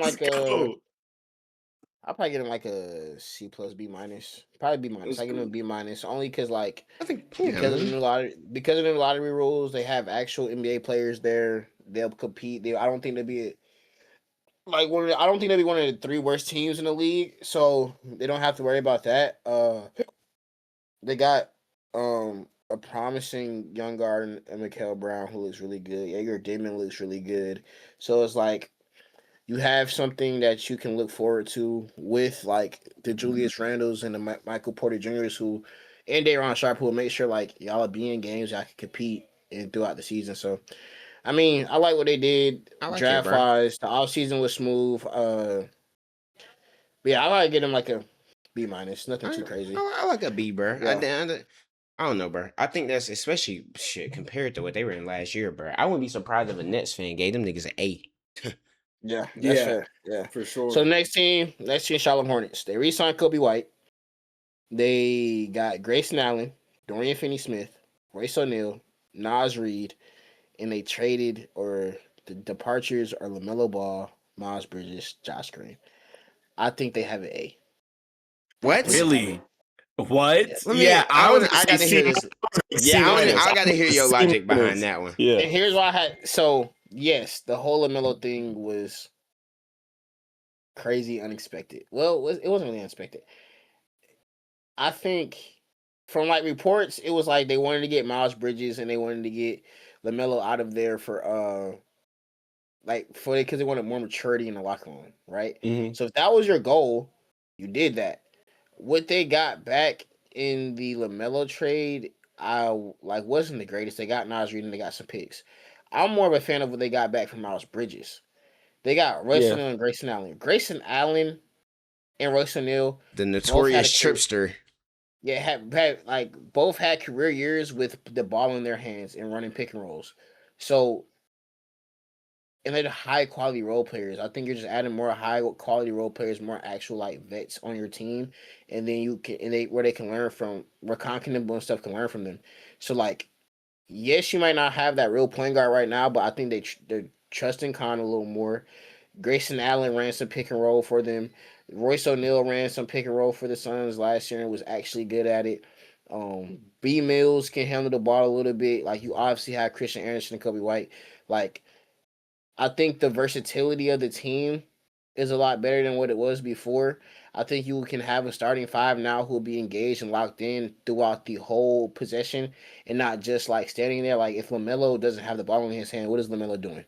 Or if they're on defense, can you really count on LaMelo to sit in the chair and lock in? Or will he be like daisical? Like you don't have that problem anymore. You know what I'm saying? So like yes, you traded your star player was really questionable, but it seems like once they traded Miles Bridges and LaMelo, it seems like they're trying to go for a certain thing with their roster, and they accomplished that. So I give them an A for their offseason. I will say this. I can understand all of that. I'm still not giving them higher than a C, and I'm gonna stick with my C minus because here's where I'm at with the Hornets. If you wanted more veteran presence, more mature presence in your locker room, cool. I completely understand that. I completely understand. And even back getting rid of Miles Bridges, I think he should have been gone a year and a half, maybe 2 years ago. After the domestic violence stuff. If you wanted to, have this more mature, 17 presence. days, nigga. 17 Yeah, nights. 17 nights. I mean, like lit player at his peak, is dunking the ball. But if you really wanted to, get this more mature, feeling in your locker room, you could have gotten rid of him like a year and a half ago, gang. But why I gave them a C minus is because we saw what their trajectory was looking like. We saw that the team was on the rise. Like we saw them in the second half of the year go crazy in the regular season and win their playing game against the Heat. Banger game, by the way. Like if you watch that game, banger game. Classic. Hey, banger game. Kobe White got that ball in the corner. I said, "Oh snap! Banger game. If you watch that game, banger game. But it was very obvious that tweak a few things. We'll be back and potentially even better. Melo will finally have his sharpshooter in Con Nipple. This team looks like they're gelling. Brandon Miller looks like he's improving. Your team looks like it's finding itself. And the minute your team starts to find itself, you trade your franchise guy. I just don't like that. I don't. And again, I understand why. I understand why you want a guy in there that's more mature. You like Naz Reid isn't himself a bucket. I think Naz Reid is gonna have a career year this year because he's gonna be able to get any shot he really wants to, if on that team. But before this trade, I had the Hornets as like a dark horse, playoff squad, especially in the East. Maybe they could be a 6th seed, 5th seed, and really shock some people going into this year. Now, I don't see that. I don't see them being a 5th or 6th seed because they don't have their leader. They don't have their franchise guy. They don't have the person who was the engine to that offense. And it's going to take some time. It's going to take a little bit for them to gel and mesh together. They were already gelling and meshing together. You wouldn't have needed that time when you already have LaMelo there. It might take a little while for the Hornets to really gel and mesh and everybody be used correctly. But like I said, I understand the motives and the reasoning behind it. I'm just against trading your franchise star right as your team is starting to really find its flow together. So I will give the Hornets a C plus, but I can 100% understand why. I think A is a bit far for me. But I understand how you could get there because for me, I think the Hornets have to be banking on something. And it has to be a leap from either Concanupple or Brandon Miller. I think they're banking on that. And I'm not saying it's not like a safe bank to make, right? Like Concanupple had one of the best rookie seasons in Hornets history last year, right? In history, period. Yeah, Brandon Miller has looked really good. His main thing has just been the health concerns. And honestly, like for everything, I think in terms of the long-term view of this team, I think the moves they made are very beneficial. You know what I'm saying? You get LaMelo and Miles Bridges out, you're able to start a new era, which is why I wasn't as critical as other people when this trade first happened. And I think even if the Hornets do struggle next year, if they are a team where it's like, damn, you're just in the plan, now you're not like close to the plan, or you're still in the plan. If they like plateau or like even fall off a little bit, I think it's cool because in the long term, this is like, hey, we're trying to win a championship. And these seem like championship moves if one of those guys makes a leap. And you also have a guy like Ryan Kalkbrenner, and they were able to, I think it's Diabate. They all still have him on the team. So like their roster, I still think their roster is pretty good. I still like what they have. You don't have like, your main ball handler who was like a big reason for you guys getting there. I'm not really tweeting about Miles Bridges getting traded. Didn't want him in Charlotte anyway. So like it's cool. LaMelo thing hurts, but like long term, I think this is good. But the moves, And if I look at it from an immediate, a short term standpoint, which is like next season, it's like I don't like it. That's kind of where I give them like a C plus. But if we give them like okay long term, if I'm like like the moves you made this offseason, 2-3 years, how am I gonna view them? Then it's like okay, yeah, I can see how you get to a B plus, or A minus, or A. You know what I'm saying? Me personally, I'll give them like I said C plus. I'll give them like a B minus. I'll give them a B minus. This is one of those trades where like we gonna really have to keep our eye on for the next like couple of years to really see where Melo is, in his development as a player, even though he's been in the league 5 years. We'll see where Melo and the Timberwolves are, and we'll see where the Hornets are in like 2 to 3 years, and then we can really judge if this trade. But I like I said, I personally just don't like it, just because you could see the trajectory of the Hornets, and you could see them on the rise with LaMelo. Like they were one of those teams that was in that fun to watch kind of category, like a la the Memphis Grizzlies, like right before, like in 2020, 2021. They were a fun team to watch. You could tell that if they got the pieces, they would be contenders in the West. And whether you agree that they were contenders in the West at that point or not, they did make the 2nd seed in one of those years. Yeah, that's a contender as far as I'm concerned. So it's all about ceiling. So the Memphis Grizzlies at a point in time were contenders in the West. That's where I thought the Charlotte Hornets were headed, like in that trajectory of that young team that give them one more year, they could reach that upper echelon of contenders, especially in the East. Definitely wanted to see them do that. I mean, I think LaMelo could have still gave them that ability to compete for championship. But I'm not mad at them for being like, okay, yeah, we're just trying to sell high on him right now. So B minus. We don't see. We will see. All right. So next up, we got the Chicago Bulls. They re-signed Zach Collins. They added Nick Claxton. They added Norman Powell, and they lost Anthony Simons, Mo Gay, and Colin Sexton. I'm gonna give them a B plus, just simply because again, I'm just I like to see, if we're counting the draft, I like to see the players that I drafted get on the NBA court. And I want to see how they fare against real NBA talent, quote unquote. However, pending, if Caleb Wilson is who we think that he could end up being, this is a pending A. But for right now, I'm gonna give it a B plus. No, I'm giving them A. I would give them an A as well. I would give them an A, and this is outside of like the drafting. I give them an A because it seems like they're just doing it the right way. Like they are, like trading for Nick Claxton, who will provide winning plays, whether he's losing or they're winning. Like he's just a valuable player to have on your team to build with. If you decide you want to trade him, he is a valuable trade asset. You needed to spend money, so you went and got a scorer because you didn't really have that. You had a lot of big wings who might have not been the best scorers. You went and gave Norman Powell a nice contract. It wasn't a long-term deal. It was a nice 2-year contract. And then in the draft, you got Caleb Williams, you got Dalen Swain. Like they look like they're just doing it the right way with the new GM and the new head coach. Like you still have Noah Insige. I just like how the Bulls are doing it. I like how they're doing their rebuild. And because I like how they're doing their rebuild, I feel like they're doing it in the right way. I give them an A, plain and simple. Yeah, give me an A. I think, overall, to be able to clean house, get a new GM, get a new head coach. So there are probably some other coaches I would have, I would have liked over Tiago Splitter, but I think Tiago Splitter is still going to be very beneficial for them where they are.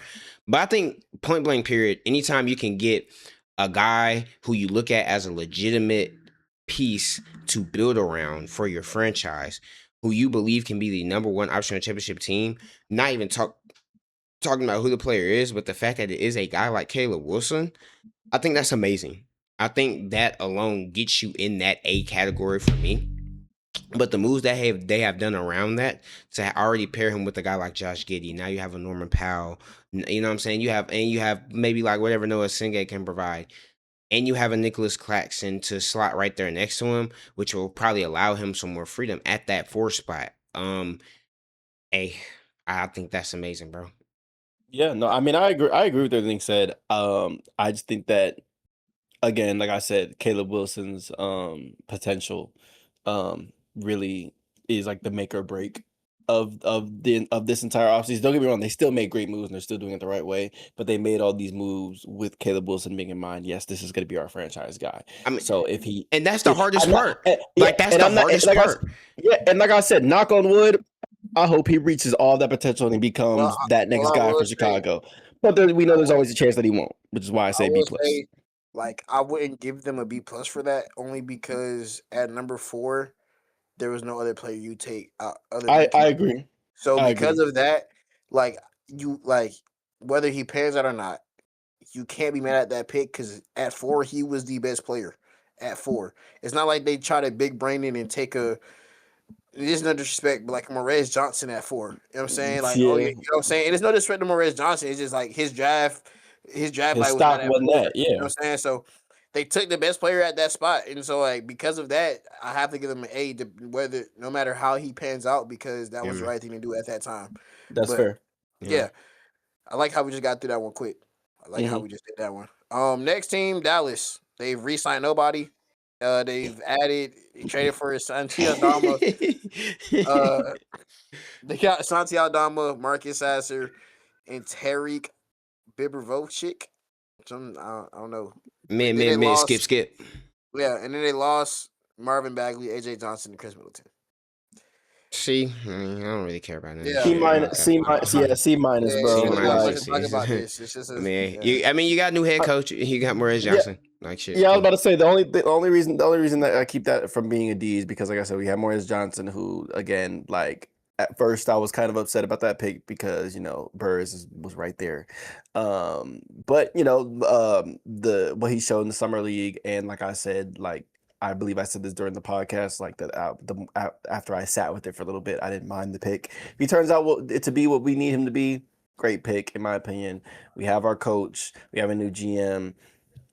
This offseason is very much pending. Like there's only places to go but up. We cut out some fat with Chris Middleton, Marvin Bagley.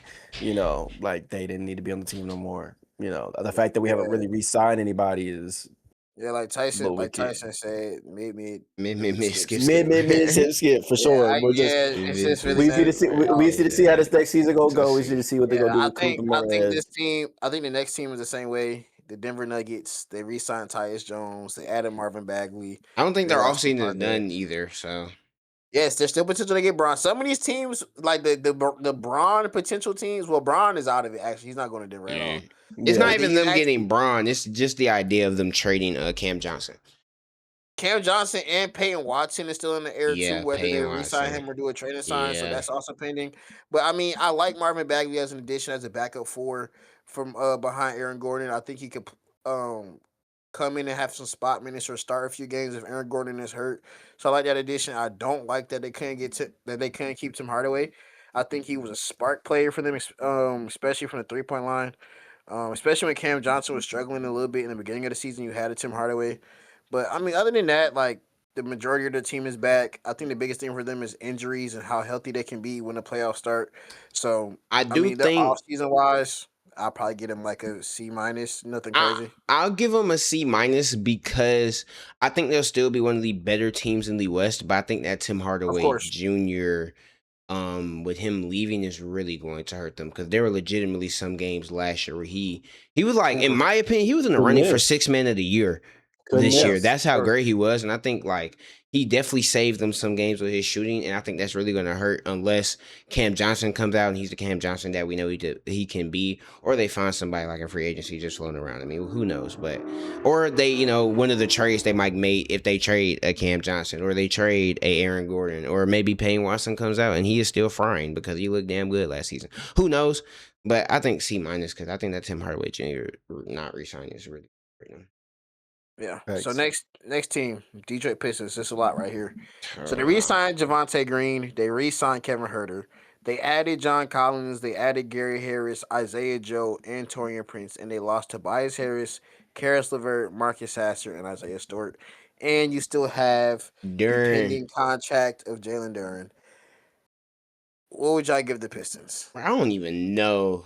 I don't like it. I don't like the situation that they're in. I don't. And then the Pistons have a lot of shit going on because oh my their signings. I'll probably get them like a D. I like their signings. I was gonna say that too. I might give them a D. I like their signings though, bro. I like the signing of John Collins. Wait, who else did they sign?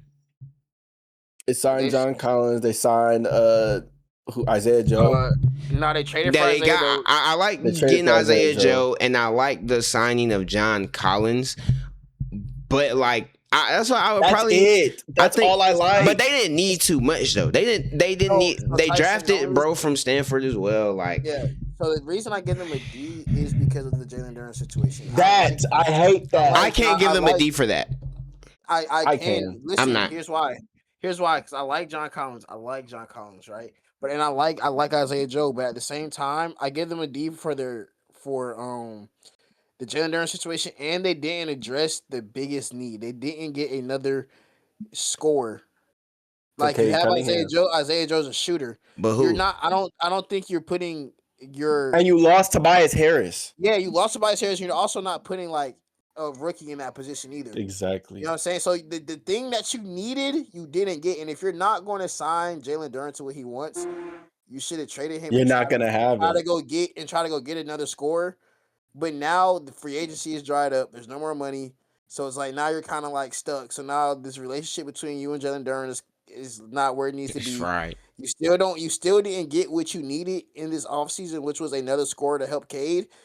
And then you lost Tobias, who was the scorer for Cade. Exactly. So it's kind of just you haven't gotten better. You haven't gotten better. You know, they added. You haven't gotten better, and you're in a situation. You haven't really gotten better, in my opinion, and you're in a big situation with one of your stars. And I mean, this is Boston, but worse. No. This is Boston, but worse. This is Boston before they traded Jaylen Brown. This is Boston before they traded Jaylen Brown, but way worse because Boston at the very least had their two players. They had their team chemistry. They had their championship DNA. Detroit doesn't have that shit yet. No, and you're destroying it before you get there. The only thing losing Tobias Harris, like but like. Tobias Harris has been good for them when he's there, but we knew they were going to have to move on from him anyway. Like, he was not going to be used to do something that's long. Wait, hold on. And then when you look at the market for who they potentially could have signed as that secondary scorer next to Cade, the options are getting dry. That's why they drafted bro from Stanford to kind of be able to fill in that role eventually. And the Jalen Duren situation is out of there. I mean, shit, like, I'm not mad at the Pistons for sitting up here and being like, I'm not going to pay you. And if we have to take a hit short term for that and have to pivot in the future, if I am them, I'm cool with that. Because Jalen Duren, you are not a $40 million guy. If we regress next season, okay, cool. That is all right. But we weren't about to sell out to give you $40 million just so we could plateau 3, 4, 5 years from now. People want to trade your ass anyway. And I like the move for Isaiah Joe because you address a big need of theirs, which was shooting, because Duncan Robinson was the only major shooter they had. You have an Isaiah Joe, and you have John Collins, who, after losing Beef Stew, is also a good little supplementary person who, I mean, I don't know what he's looked like the past couple of years, but bro has from last time I checked, has a strap on him as well. If they, I don't know if they are, but even if they are able to mend the situation with Jalen Duren and eventually make him like re-sign for whatever they want or around what they want him to be, maybe it's in the middle, it's like 37, 38, and it's not the $40 million that he wants. Even at that point, it's like, okay, cool. I like this team a lot. I think to say they're like Boston or anything is not, no. I actually like this team a lot more now. If they get Jalen Duren, than the team that they just had last year. If they don't get Jalen Duren, okay, like, cool. I'm not even mad if they don't get Jalen Duren and they do, like, regress a little bit. It just depends on their moves from there. My thing is, and we can move on because we got a lot of other teams. My thing is, they're going to, like... They're going to regress. Jalen Duren's going to be on the team, whether it's for the qualifying offer or if they extend him.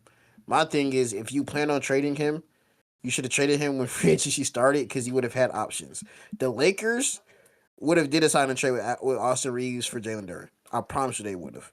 You would have had that score.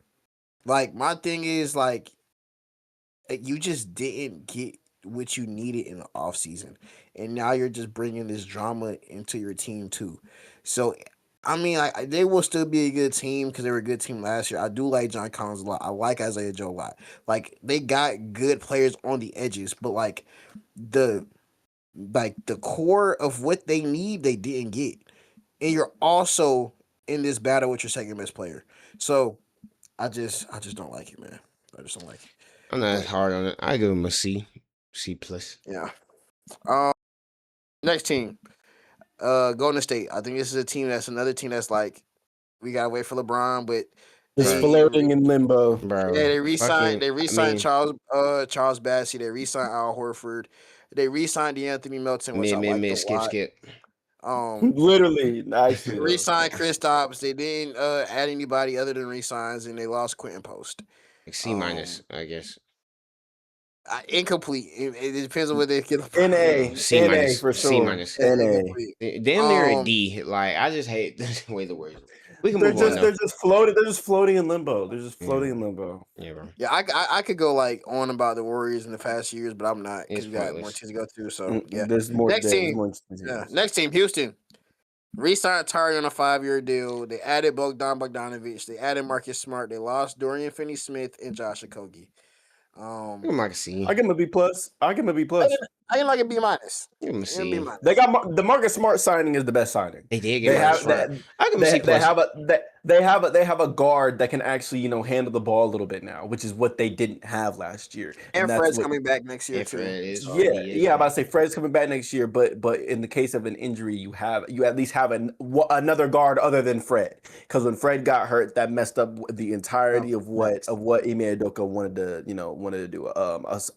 Asar Thompson or Amenta, I'd be getting them mixed up. It was Amen. Amen Thompson, both of them, I could say, but Amen for this case is just not a traditional point guard. He can't get nobody involved. Like he is, Mr. Athletic, get to the basket, drive to the hole, and pray to God that the ball goes in. He's not creating offense for anybody. And that's what killed the Rockets in the playoffs. And that's, even though the majority of the people had the Rockets beating the Lakers in the playoffs, it was quite clear and evident that, the Lakers have LeBron James. The Lakers have Marcus Smart, some guys who actually know how to play basketball and get their team involved and get their team better. KD, as great as a player that he is not the get my teammates involved type of great player. He is the, I'm going to get 20, 25 no matter what. And you can plug me into a great system, but as we've seen since he's left the Warriors, the Nets, I'll give him a pass. But with the Phoenix Suns and with the Houston Rockets, he cannot be your primary ball handler. He had 9 turnovers in game 2. So them signing Marcus Smart, I love, and it is and he fits the DNA of Ime. He played with Ime Udoka with Boston.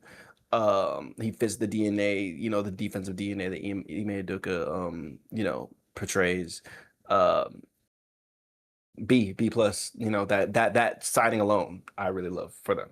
C plus to me. I mean, they didn't really do too much. Yeah. I think the Marcus Smart signing is big for them, but they ain't really doing crazy. Hey, what Tyson just said. Me, skip for everything else. Though. We're gonna have a lot of those, man. Yeah. Maybe Tari shoots better. Hey. Yeah. Next season. I mean, not next season. Next team, Indiana Pacers. They didn't re-sign anybody. They brought in Larry Nance Jr. They brought in Kelly Oubre. They lost Cam Jones and they lost Michael Potter. I guess you could say they're also bringing back Hallie. See, I guess we got to see what Hallie. We got to see what Hallie looks like. But yeah, nothing. See, they're bringing everybody back, so it'd be interesting to see. It's interesting to see how Zubac plays with Hallie. So you gotta see. Clippers, re-signed Jordan Miller, re-signed Kobe Sanders. Added Rui, added Grady Dick, added Brandon Ingram. They lost Bogdanovich, John Collins, and Kawhi Leonard. I give them A plus. A plus. I gave my 100 bars for them already. A plus. A plus. I don't have. I think. Man. Yeah, if you get off, you get off Kawhi, you fully move on. You now get to go into the season. You have a Keenan Wagler. You are potentially going to get Brandon Ingram. You got A plus. You're in a new era. Yeah. You're going to look good. A plus. Yeah, Matt basically said everything that needed to be said about the whole Clippers thing. Yeah, the Kawhi Leonard thing is kind of pending right now, but I think that trade is going to go through. Yeah, they're moving off in a new era. Like I said, I'm excited to see Ty Lue this is the first time he's coaching a team of his own, more or less. I'm excited to see that. I really want to see, if Ty Lue can kind of inspire those younger guys, have Brandon Ingram basically give you your floor. The Clippers are not going to be, just unwatchable. Don't think that just because they don't have Kawhi and Paul George or anything, they're going to be a good team to watch. I'm just going to hate on them because I don't like them. But if I want to be objective about what they did, this is the best that they could have possibly done for their offseason, given in May. Yeah, man. Yeah, man. Next team, and I know y'all we going to disagree on this. It's the Lakers. They re-signed Austin Reeves. They brought in Zion Snowtime! Williams. They brought in Zion Williams, brought in Quentin Grimes, Jaden Hardy, Walker Kessler, Kevon Looney, Sandro, Mamus Philly, Colin Sexton, and they lost Rui, DeAndre Ayton, Jackson Hayes, Luke Kennard, and Marcus Smart, and they also lost King James. Ramon. Dude, okay. I'm so torn on it because, in my opinion, they did what they needed to do in terms of just getting off of LeBron. I really do think that era like ran its course. You weren't gonna get another ring with LeBron James. It just wasn't gonna happen. It wasn't gonna happen. I will say like C+, B- is like the absolute ceiling. No, yeah, we're going far. B+. Like we're super far. We're super far. B- is the absolute ceiling that I'm gonna give them. We've gone so far. I'll give them a C+. Like Luka and Austin Reeves being healthy. And you could say this about any team, I know, but like both of them being healthy, one of them cannot get hurt. And one of them gets hurt, your season is screwed, in my opinion. I don't think so. I think that your season is screwed. If Austin Reeves, because Austin Reeves, I project Austin Reeves to give me 25, 26 a night now. It depends on how long he's out. Because Luka has carried some worse teams. Luka and Walker Kessler can get it done for a few games while Austin Reeves is on the bench getting healthy. Yeah, a few games for sure. But if Austin Reeves is hurt like how he was to end the year, and then they're having to basically force him to come back against OKC and he plays like shit. Season's done. Yeah. You can say that about any team at that point. But I mean, of course, again, in a podcast, in a few podcasts before, I said why I liked it. My biggest thing was just like, who do you get in to fill those positions other than the players you signed? And I think you signed quality players. So yeah, I think it's a B+. I think it fits Luka. I think them adding Zaire Williams, I like it a little bit more. If they could get like a Jonathan Kuminga, I would love it even more because now you're bringing athleticism, you're bringing size. Hey, we gotta stop this. Cam Carr is good. That's why I said Kuminga shit. That's why I said B- is like the ceiling. Let's stop this Kuminga shit, bro. I just know he is, gang. He's not that, gang. He is not. He's not no needle mover, bro. And listen, he is not that. Yes, he is. Yes, he is. As a what 2-year, $20 million player, he comes in, he plays defense, and he's an athletic wing. He could be a difference maker. So I like it. Yawn. His spot, his spot to be taken by Cam Carr by the end of the season on life. By the end of the year, that's cool. That's fine.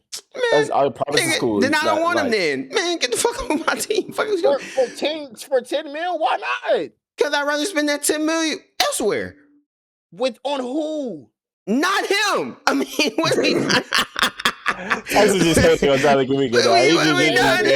That's just hating. He doesn't even have a replacement. Not him. I'm really saving him, bro. Y'all are saying all these things about the idea of him, brother. He's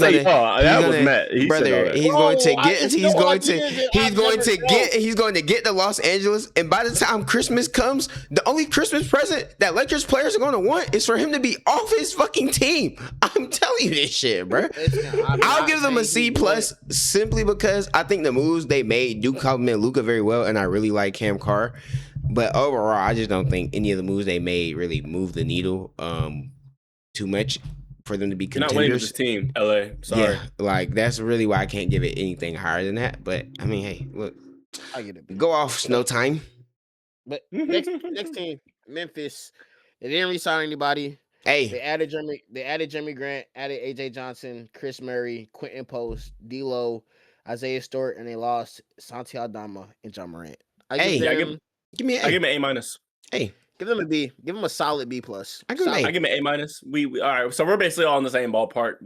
You move off Ja. You get another franchise player, and the way Cedric Coward has been looking has been really promising. Shout out Cedric. Mm-hmm. Hey man, anytime, like I said before, anytime that you can literally like move on from the past era of your franchise to a new one, and you have a solid of a foundation as the Memphis Grizzlies have, and they've been able to like forge throughout this offseason, pretty impressive. Give me an A. I agree. Yeah, every team that's like needed to rebuild, it feels like every team that's like needed to acknowledge that they need to rebuild has done that this year, and they've all done it like in relatively good ways. Yeah, man. So, yeah, like A-. I feel like we're all basically in the same ballpark, and we all have them for the same reasons. Yeah, bro.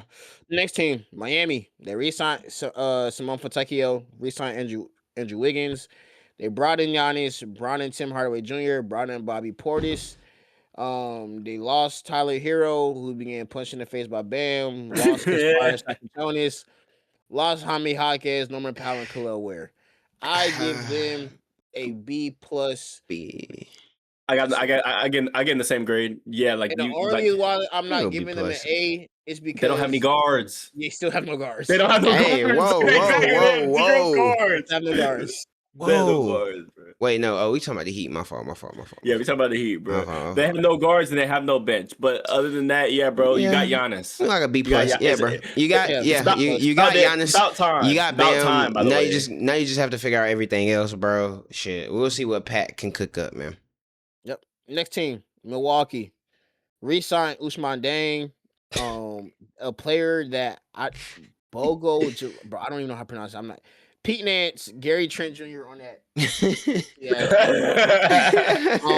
They brought in Tyler Hero, who guys got punched in the face by Bam. Kaspar Sakisonis. Hey, bro. Hey.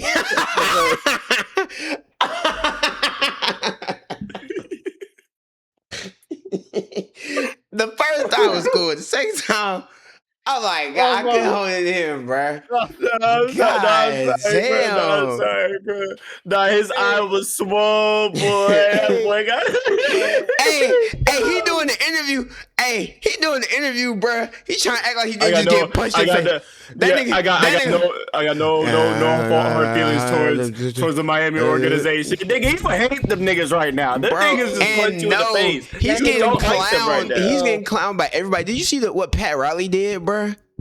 Yes, bro. Bro, Pat, bro, gang. He was like, I can't forget Bam Adebayo. I would hate for him to have to punch me in my face. Bruh, and Coach Spo is laughing his ass off, bruh. Oh, they don't like him. That's hilarious. Man. They don't like him. Bro. They couldn't have liked him. But back to the Heat. Not the Heat, the Bucks. The Bucks.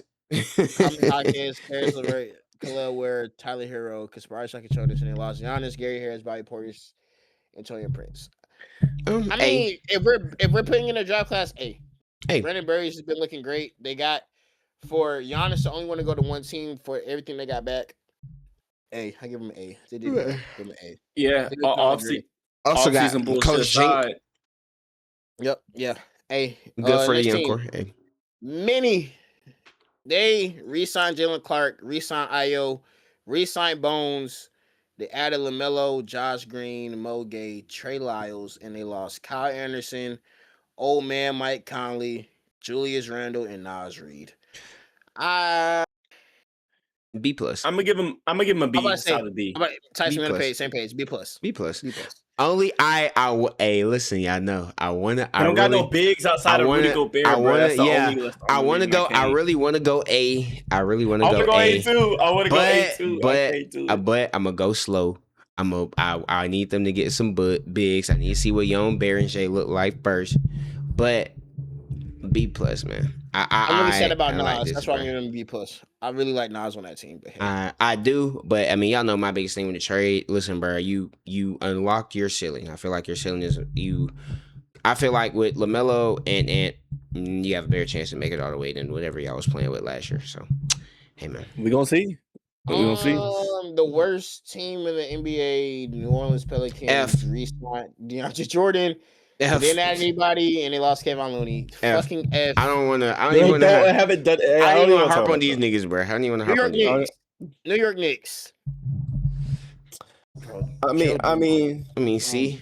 Knicks. They re-signed Jose Alvarado, re-signed Jordan Clarkson, re-signed Modiara, re-signed Lindsey Shamet, which was a great deal. Yep, great deal. Added Andre Drummond, and they lost Ariel Huckporty, and they lost Mitchell Robinson. Hey, Andre Drummond is hilarious because he talked all that shit about how he's I'm not gonna be selfish. I'm trying to get paid. All right, nigga, go to the Knicks for $3 million. Type shit. Hey, shout out. Shout out Art Jordan, man. He was with Samantha McCarthy for a little minute. Shout out Art Kelly. Yeah, I'm going. Hey, bro. iCarly. Shout out R. Kelly. What the fuck? Hey, shout out R. Kelly too, not Robert. Not Robert. All right. Yeah. No, it's a C, bro. I mean, it's a C. I don't think they got better. I don't think they got worse. They had to shed some championship capital. That's what happens with every single championship team in the NBA and in the NFL. You're gonna lose some guys like Mitchell Robinson, who was paramount to that team. But they re-signed Larry Shaman, like you said. I think that was a great move. They kind of balanced that out. They re-signed a bunch of the Jose Alvarado, Jordan Clarkson guys who were just on that team. Yeah. Next team. C. Next team. I might get emotional. OKC. Resign iHeart. These lame ass niggas. We re-signed my nigga Kendrick Williams. We didn't add anybody, but we lost Brandon Carlson. We lost my nigga Isaiah Joe. and the man who saved basketball. Bro, please, bro. You know Aaron Wiggins. Hey, bro. Give me a B, man. Give me a B, bro. Listen, B plus. F, you lost Aaron Wiggins. Listen, I knew it had to come. I knew it was going to have to happen. It doesn't mean it didn't hurt when it did, but it made sense. We got some picks for him. Cool B. We didn't do anything crazy. Y'all ain't doing nothing crazy. I would have preferred y'all get off of got off of Lou Dort versus Aaron Wiggins or Isaiah Joe, but now we had to get off of them regardless. Really? I thought if y'all would have got off Lou Dort, y'all. I mean, I know y'all still have to sacrifice one of them, but it would just been one of them. Nah, we still had to get off him. Okay. We're bringing in Ademar, we're bringing in Ben Sturts, and we're gonna have to. You know what I'm saying? We signed AJ Mitchell to fucking steal, but we had to get off of them. Pennies on the dollar, literally. Yeah, so I mean, it's a B, bro. It's a B. I like Ademar coming in. Yeah, bro, it's a B. Nothing crazy. Next team, Orlando Magic. They didn't do shit for real either. There's nothing to talk about. They re-signed Javon Carter, re-signed Jonathan Isaac. They added Nikola Vucevic, and they lost Mo Wagner. I mean, listen. C minus. They didn't do shit. Yeah, they didn't do anything. You got Sean Sweeney. I am buying the Orlando Magic stock this season. I don't know why. I don't know why. But this offseason, I think because you have a Sean Sweeney, bro. I'm just very interested to see what they look like, bro. I really think all they need is a new head coach to actually. Are you giving them an A because of the head coach? Not an A. That's a bit far. I give them like a C plus, B minus. Okay, cool. I'm giving them C minus. They didn't do shit. Philly. Literally. They didn't re-sign anybody. They added Anthony Simons, added Jaylen Brown, added Ariel Huckporty, added Dean Wade, and they lost. Added LeBron James. Quentin Grimes, Kelly Oubre, Andre Drummond, and they have the possibility to get LeBron. Whether they get LeBron or not, I think it's still an A plus. It's still an A plus. Got off Paul George contract. Got off of Paul George. You got off Paul George contract, and you snatched your franchise. You snatched your rival's potential franchise player from them in his prime. Yeah, bro. A plus. No more. Hey, we rolling through these. I love it. Next team, Phoenix Suns. Re-signed Colin Gillespie. Re-signed Jordan Goodwin, re-signed Mark Williams, added Miles Bridges, added Luke Kennard. They lost Grayson Allen, lost Royce O'Neal. I give it a. I like a C minus. Well, not C minus. I give him a B minus. I give him a B minus. I like a C. I give him like a C minus. And I actually in my free agency video that I posted on my down below page, link in the bio. Yeah. I said I liked it, but now that I'm sitting back with it more, I don't like that they lost Royce O'Neal and Grayson Allen because they were so good for them. I understand you're bringing back Miles Bridges, but like what Grayson Allen and Royce O'Neal just did for that team was just like it was just so important to what they did last year. So it'll be interesting how they do. But I will say the center that they drafted, I can't remember his name, bro. My mind's going blank. Who? I know you're talking about though. Malawach? Malawach. Yeah, Malawach. She's been playing very well in the summer league. Say he been talking to Rudy Gobert. Yeah. So I mean, and then you still got Mark Williams. So like, it looks like their big man depth is there. Miles Bridges is still a quality NBA player, and you re-signed Colin Gillespie, who is a steady point guard, and Cole P's been looking really nice. So. I just don't like that they lost Grayson Allen and Royce O'Neal, but I give it like a C minus. Yeah, bro. C minus. Yeah, crazy. Ditto, but I'm just higher on the draft than I'm higher on Miles Bridges. But yeah, same reasonings. Trailblazers. Trailblazers, they re-signed Robert Williams. They added Brandon Carlson, John Morant, Micah Porter, and they lost Jeremy Grant and Chris Murray. I'm giving this shit an F just because they own cheap as shit. I'm not mad at that, bro. Like I'm giving them a B plus. I'm giving them I'm giving them a D. Actually, no, that's crazy. I'm giving like a C minus because like you have John Morant. I mean, you can buy in on John Morant. Hopefully, they're able to move off one of those guards. But like that head coach, that head coach signing is just so bad. Not because Michael Norrie is a bad coach, because I actually think he's a pretty good coach. But 1 year with the team option, what the fuck are we doing? It is crazy, bro. Like I would give it a B minus only because the John Morant is a low risk, high reward, and he was one of the faces of the NBA at one point in time. So if y'all can get that out of him, he could argue he still is. His shoes still selling number one. Exactly. So if you could get that play out of him and for him to be healthy, you have your franchise point guard for the next 8 to 9 years. So I mean, you have that potential. You still have Denny. You didn't lose anybody. Hopefully they can get off of Drew Holiday, get some more assets. But I mean, for what they traded for too, Jeremy Grant and Chris Murray, I would give it a B minus. Not mad. Sacramento Kings re-signed Precious Tua, re-signed Daquan Plowden. They didn't add anybody, and they lost Devin Carter. I'll give them. Listen, I'm gonna give them A. They got off DeMar as well. Yeah, I'll give them A. And I also think that Russ is gone. I'll give them an A because you get off DeMar and you have somebody who gives that franchise some hope in Darius Acuff. Hey, fair. I mean, got to give you an A, bro, for that, man. He moved on, but I think they did the worst. They're in the worst position out of all the teams that like are starting fresh. Yeah, they are. They don't have shit for real. They don't have shit for real aside from Acuff. Yeah. Yeah. San Antonio, you got Harrison Barnes. Well, you're re-signing Harrison Barnes, Julian Champagnie, Jordan McLaughlin. You signed Wemby on his rookie extension. They added Tobias Harris, and they didn't lose anybody. I mean, for them to not lose anybody off of a championship, B plus. Gotta give them an A. A. Okay, I'll give them A. I'll give them A. Actually, I'm gonna push that up to an A plus simply because, like you said, one, they didn't lose anybody. And two, that Wemby deal. That Wemby deal. Yeah, that $50 million pay cut. I gotta give him an A plus. I gotta give him that nigga so performative, bro. I'm going on to the next team. Bro, watch out, bro. If Shane took a pay cut, you would be mad. I would be mad. No, Twin. Nah, bro.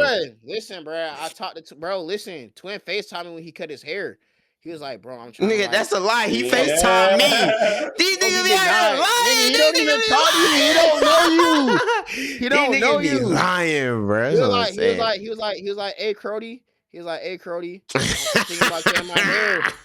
I was like, hey, Twin. I was like, hey, Twin, bro, just go ahead and chop it off, bro. You know what I'm saying? New look, new you. You know what I'm saying? About to be this season killing this shit, bro. He was like, yeah, bro. Like, he was like, Sam Presti had called me trying to get me to take a little pay cut. I was like, bro, listen. Nigga, we don't win a championship without you. You know what I'm saying? Get your bread. You know what I'm saying? Sam Presti gonna figure all that other shit out, bro. Get your bread, Twin. You feel what I'm saying? don't do the job for the GM, bro. Because the GM not taking a pay cut for you, so don't take a pay cut for him. Bruh. You know what I'm saying? He was like, yeah, you're right, Crody. He's like, yeah, you're right. I was like, bet. Happy birthday, Twin. So yeah, the Toronto Raptors. They re-signed Elijah Martin. Speaking of the Crody. They added Kyle Anderson, they added Kawhi, they lost Grady Dick, Brandon Ingram, and they lost Sandro. It's an A. Yeah. If the Kawhi trade goes through, like we said before, they're one of the best defensive teams in baseball. I give them a B plus. Baseball and basketball. I give them an A. Why would you not give them an A? Like, what did they lose?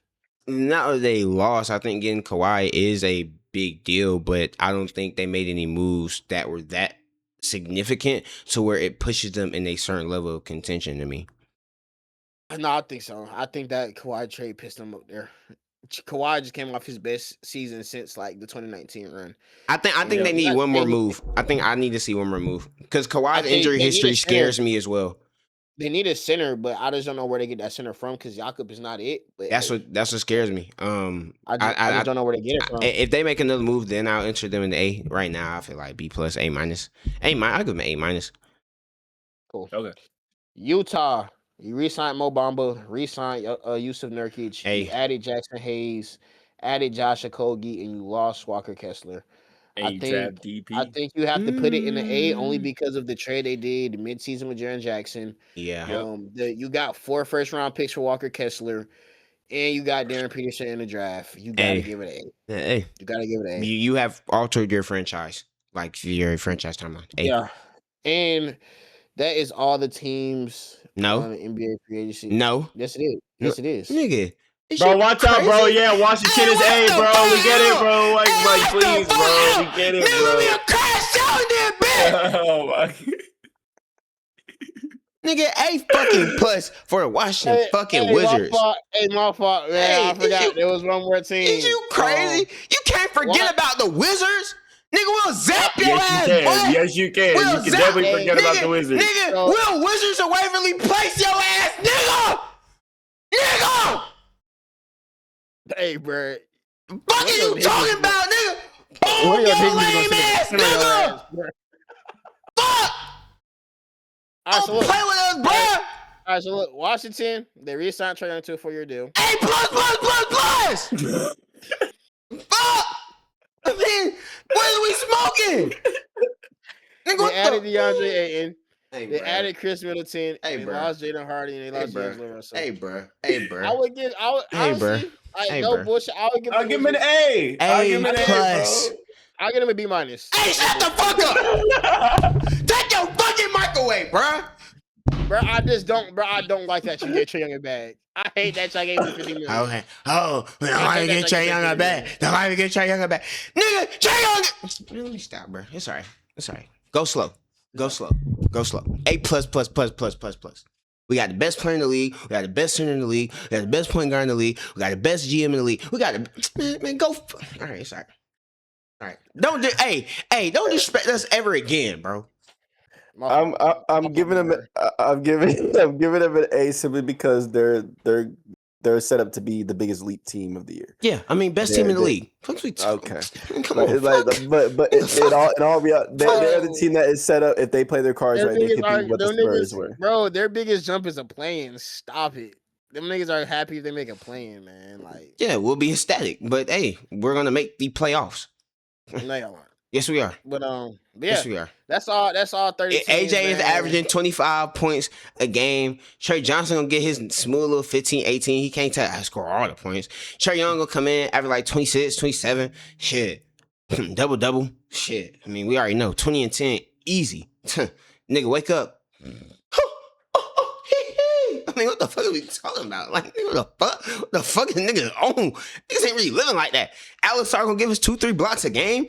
AD, hey, big bro, you got it? Alex Sarr, yeah, big bro, I got it. What the fuck is we talking about, nigga? Nigga, AD talking about something, I'm gonna leave.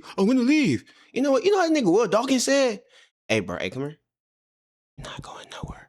Sit your bitch ass over here on that damn bench. Hey, bro, I hope somebody gets excited for me like Tyson does. Like I said, Wizards, bro. Like I said, that's all 30 NBA teams. Mm-hmm. Y'all let us know what y'all favorite team off-season grade is. But with that being said, man, my favorite part of the episode. Inner chat. And today we are doing top 5 TV shows, which I think is going to be great. I went first last time, so I think Jay should go. Okay. Yeah, I think Jay should go. And so Jay, start off, man. All right, yo. Yeah, we go 5-1 here, man. 5-1. I have one honorable mention, just one, and it is Good Times. That old black. What you know? That is one of my favorite shows. I have a bold take about Good Times. Go ahead. The bold take is the wife kept them poor. Oh, okay. That's not crazy. That's not crazy. Every time he came up with some good shit. Yep. Not meant to be like this. It's not ours. Yada yada. Bro, yeah, every time we're poor as hell right now. Yeah, for sure. Anything else? Like, come on. Yeah. Hey, shout out Good Times. Shout out what's happening, man. Yeah, man. You know, Bob. Yeah, shout out Good Times. Shout out Sanford Son. My pops put me on all them old like black sitcoms. Like, I can't go without mentioning Good Times. It's not gonna be the top 5 because I'm not like watching it. The top 5 shaped me as I am as a human being. But like Good Times, fantastic show. So number 5, if Adam was here, he'd understand. Victorious. That was like my favorite like Nickelodeon. Them sitcoms like the Victorious, iCarly, Zack and Cody. We really that era. That was my favorite one. Good ball. It introduced me. We grew up on that era. Yeah, exactly. Yeah. Like Victorious is banger. Banger. True the black True Jackson VP. Thomas. True Jackson VP. And it was one more show I can't remember. Kiki. Listen, I saw a movie with Kiki when it was a young Kiki Palmer in it the other day, and I was just like, bro, I understand why like niggas love Kiki Palmer. Yeah, bro. From then to now, bro, like Rags. Do niggas know Rags? Hey. I'm hip. One of the best. We should talk about it last week. One of the best movie soundtracks that you will ever hear. It's up there with "Let It Shine" to me. No bullshit, bro. No bullshit. No, "Let It Shine" soundtrack is crazy, but Rags is up there for me, man. Rags is up there for me in terms of a soundtrack. Rags is up there, bro. But no. But Victorious is definitely like my show, like from that era. I still watch it to this day. Like I'm just throwing on like background noise. You know what I'm saying? But yeah, like introduced me to Leon Thomas, whose music I still listen to this day. Introduced me to Ariana Grande, you know, big pop star now. It didn't introduce me to Victorious Justice. That she was also on the one, so I didn't know who she was. All right, okay, listen. How are we feeling about that episode where Andre girl? Remember we had that girl who just wanted to kiss him all the time? Yeah. How are we feeling about that episode? If you ask me when I was 13, 14, yes, so you're tripping. I want her to kiss me. Yeah, for sure. Especially she was bad. Cause she was bad as shit. Like she was bad. She was bad, bro. She was bad. I ain't gonna lie to you, bro. Back then. Yeah, maybe I'm too easy, bro. Maybe I just been an easy nigga my whole life, nigga. I've been overly going. Back then, I've been like overly going. Little light skin Joe, she was overly bad. That little light skin Joe, pull it for sure. But yeah, Victoria's definitely number 5. Number 4. From this point forward, they're all cartoons. By the way, they're all animated. Number 4, Amazing World of Gumball. That was like my show on Cartoon Network. I can never get into it. I hate Cartoon Network, but that's one show that I can stand to watch. I can't. I can never get into Amazing World of Gumball. Never could. Amazing World of Gumball, especially like for me as a kid, was like the perfect mixture of like they could talk about some serious stuff, but like for the most part, it was like brainwash TV show. Like it wasn't like Adventure Time where like it's very deep and you can watch it whenever you want to. Shout out to Adventure Time though. By the way, couldn't get into Adventure Time either, bro. Yeah, but like it's not like that or Steven Universe where it's like ultra deep and has these big deep themes. But like it has enough deep themes for you to like really think about it. Darwin is actually a black character. Like they damn near confirmed that. Like I remember like on Instagram they showed like Black History Month for Cartoon Network, and Darwin was one of like the main characters that got highlighted because he's actually voice acted by a black kid. Shout out. So shout out him. So but it's a cool little show that I'll throw on. They rebooted it. They got like a new season or whatever like on Hulu. I've watched a little bit of it. Nothing too crazy. I'm growing up now, so I'm not watching it like that. But Amazing World of Gumball, one of my shows growing up for sure. Yeah, me and Jay TV shows is about to be completely different because he said all his is animated. That's interesting. Go ahead. I grew up watching animated stuff, but like number 3, plot wise, the greatest cartoon that America has ever produced, Avatar: The Last Airbender. And it's not close. It's not close in terms of like cartoons when it comes to a cartoon story. Generational like show. A chronological story. Show. I think that the country of America has not produced any cartoon better than that. Is a show. I mean, there are other shows like that as well, but that is a show that like legitimately, from when I was young to when I rewatched it when I was like in high school to it gets better. It gets better as you get older. It ages like fine wine, bro. Ages like fine wine. It gets better as you get older and. Not my cup of tea. I ain't gonna cap. I get it, bro. But like, that is a generational show. No, but it's a generational show. Like that, it is one of those shows where you can watch as a child and you can watch now, and you get and you can experience more. Okay, but number 2, This is the greatest cartoon period that America has ever created. SpongeBob SquarePants. Okay. Not gonna fake. I'm not. You know what's crazy? No, listen. You know I'll what's say this. crazy? When I was little, I hated SpongeBob. Really? I could not watch it. Anytime it would come on, I didn't even watch the show. I just hated the theme song. The theme song annoyed me so bad. I wouldn't even watch the show at all. And one of the episodes I finally did actually watch was the scariest one, bro. It was when him and Patrick went on that trip, like, and where they had to face like the random pirate and all that shit was creepy as hell to me, bro. That was so creepy. Look, do I watch SpongeBob anymore? No. I got other shit to do. But I would not be Jay Prez without SpongeBob, bro. Like to this day, bro, I can say a joke from SpongeBob. I can give a SpongeBob reference, and like 99% of people are gonna understand what it is. The impact that it has had on like our generation, even leading up to like the newer generation, like they still put out cartoons again. I'm not super tapped in now, but like the first 3-4 seasons, plus the first movie, greatest run of seasons from a cartoon ever. Like they could not miss that's where the majority of all the big jokes from SpongeBob that we all know, they come from the first 3-4 seasons in the first movie. Greatest run by a cartoon, and it's not close, especially in America. I get it. Number 1, the undisputed GOAT. Fitty don't like Floyd, will never be touched. Like, this is my Wayne Gretzky in NHL. This is not a debate for my greatest show of all time, point blank period. The Dragon Ball franchise. That includes Dragon Ball, that includes Dragon Ball Z, that includes Dragon Ball Super, that includes the movies, that includes Daima, all of that shit, bro. I could talk for literal hours. I could create an entire new podcast talking about this damn show. that is how nerded out I am about this show, bro. I discovered the show when I was like 6 years old, watching Dragon Ball Z Kai on Nicktoons. When they were showing like Dragon Ball Z, they were showing Avatar, they would show Fairly Odd Parents, and like SpongeBob, like all in that order. Nigga, my uncle on my mom's side, like, was real into that shit too. So we had a whole orange box set that he gave to me as like a kid, like growing up. I don't remember where it's at now, but the orange brick boxes of DVDs of the old DBZ with the old with the old dub, because Dragon Ball Z Kai was a remaster, but the old DBZ like aired like in the 80s and 90s.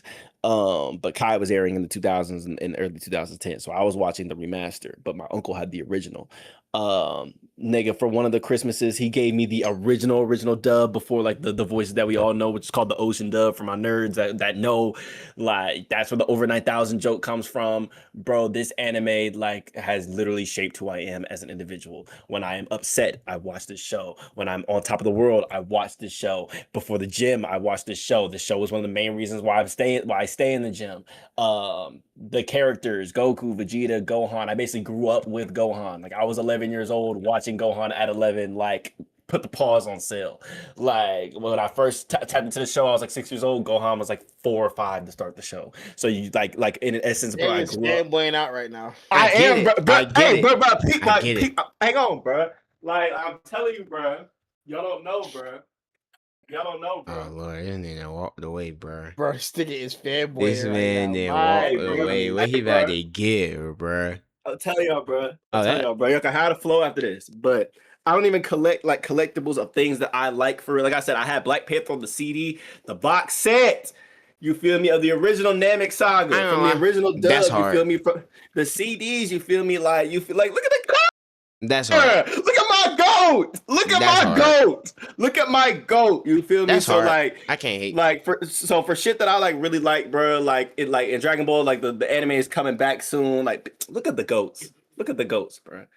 Old DVDs. This is the old shit, bro. Like, I will always and forever nerd out about this show, about this franchise. I don't think anything comes close to it. And I'm a huge anime fan. I could have very easily had like my whole list could have been anime if I really wanted to do that. I really could have did that. But I don't get into anime without that show. So there really is no point in me naming any other anime. Shout out One Piece. I am currently watching that. It's good. But yeah, bro. That's my 5. Smooth. Matt, you want to go? You want me to go? I mean, I'll go, bro. I'll go. I'm kind of like Jay. Not with anime though, but with sitcoms. If I really wanted to, 1 through 5 could have been straight sitcoms. I think we might have some. I think we might have at least one of the same on here, Tyson. I Bro. feel like I might be wrong though. 1 through 5 could have been sitcoms, but only 2 of them actually made it because the top 3 are not sitcoms. Honorable mentions: Scandal. Okay. I watched Scandal last year. I had some time where I was able to be at the crib for 2 weeks. I had a bunch of people telling me that I would like Scandal. Loved Scandal. Martin, gotta shout out Martin. Gotta shout out Keenan and Kel. And have to shout out, it'd be very hard for me to pick every single Disney Channel and Nickelodeon show that came out from anywhere between like the mid 2000s to about 2015. Yep. Yeah, for sure. But none of them able to make the list. But at number 5, this right here is the show that, bro, I was a career science major.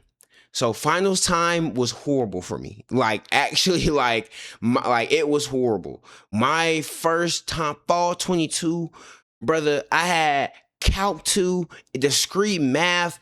Those are 2 finals I had to prepare for. And Calc 2, if you ask anybody who was a STEM major, is the hardest math to take. And I couldn't, my mind was so locked in on that, bro. Like literally, I was trapped with Calc 2. There was only one show that I could watch that truly comforted me through finals time. My Wife and Kids. My Wife and Kids. Has to be at 5. That is the only show I could watch through finals. Like every year of finals, like from freshman year to when I graduated, that was the only show I could legitimately sit there and watch that would take my mind off, that would keep me, like, that would have me laughing. My Wife and Kids, bro, generational performances, bro. Like, I used to do the whole little no thing that bro does. Like, I used to do that shit all the time, gang. So yeah. My Wife and Kids, bro. Banger, number 5. Number 4, my favorite sitcom of all time. I mean, when I grew up, I mean, at one point, my Instagram name was based off of this dude. It was based off of this show. When I was growing up, I wanted to be him. I had a hairstyle strictly because of this show. Fresh Prince of Bel-Air. Bang. The greatest black sitcom of all time. And I'm willing, I'll go to war over that one, bro. I had the flat top like Will Smith. When I was young, I tried to be smooth like how Will Smith was with the huss. You know what I'm saying? I'm not going to lie to you. Fresh Prince of Bel-Air is a show like one of them that. Like, I remember when I had like was able to get like some small bread, and I knew we had to go on like long road trips to like Birmingham. But I bought like Fresh Prince of Bel-Air episodes on iTunes and just used to watch them like the whole way. I probably still got them on my phone. Like if I went to download them somewhere, because I bought them. Fresh Prince of Bel-Air, bro, one of the best shows. I watched it from start to finish. It gets great from start, literally to finish, to the last episode. It's a generational show, bro. I don't have to say much more about it. One of the most hilarious shows, bro. It's near and dear to my heart, bro. That show literally like shaped like a young T-Lo into what I am now. Like he was the Fresh Prince of Bel-Air when my Instagram username at one point was Kid Prince. Like it was really Kid Prince, bro. Like that is what, man, we was already locked in, bro. So yeah, bro. But that's the end of my sitcoms. This is where it gets real. Number 3. I don't even know if y'all have heard of this show, but as somebody who loves political shows that include things with the government, with law, and all these different types of things, House of Cards. I don't know, bro. I've heard of it. House of Cards. Hey. I don't watch House of Cards, but I watch Designated Survivor, and I kind of like the. Have you ever seen Designated Survivor? I haven't, but I might have to check it out. Watch it. Listen, if you like House of Cards, you'll love Designated Survivor. Okay, bro. Because House of Cards. Wait, Designated Survivor. I think is that the one where the vice president with the vice president? No. Okay. No, it was like the house. It was like the. It was not the vice president. It was like one of the last. He was a white dude, right? Yeah. Okay. Yeah. Last dude. Okay. Yeah. I'm gonna check it out. But House of Cards. You know, before Kevin Spacey, you could tell in the last season. Yeah, you could tell in the last season, because that's when the allegations hit, that they really were just trying to end the show real quick.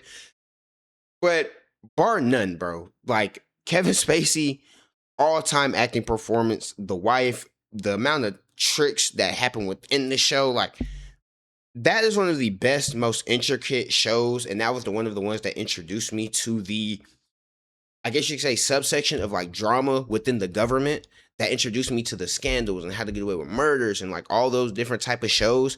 This was the first show I watched because my homie had put me on. He was like, yeah, bro, like, I really like this car. I think I watched it over quarantine, actually. Loved the show. One of my favorite shows of all time. Like, it's not perfect because, you know, the last season allegations hit, but even I think the way they played the last season, even though you could kind of see where it was going, I knew, I don't know if y'all are going to watch it. Do y'all care if I spoil it?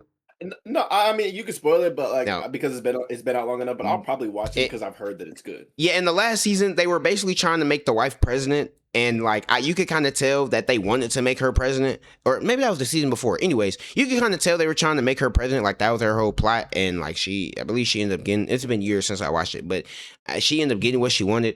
But regardless, bro, still one of the best shows I've ever watched in life. Like I remember watching that show from start to finish and loving it. Second show. Y'all are probably not, I promise you, y'all probably ain't gonna remember this. Came out in 2023, December 2023. It's one season. It was a limited series on Hulu. Black Cake. One of the, if you want to talk about, it's based off of a book. And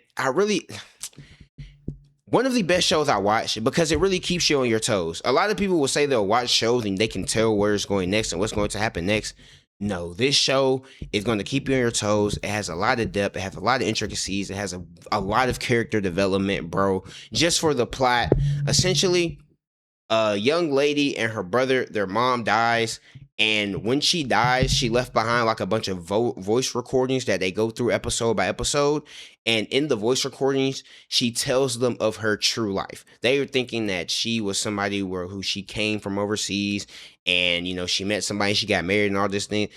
No, she went through her whole life, and it was a bunch of like tips and tricks and stuff that you just wouldn't expect that would literally keep your jaw on the ground. Like I remember going to Seattle.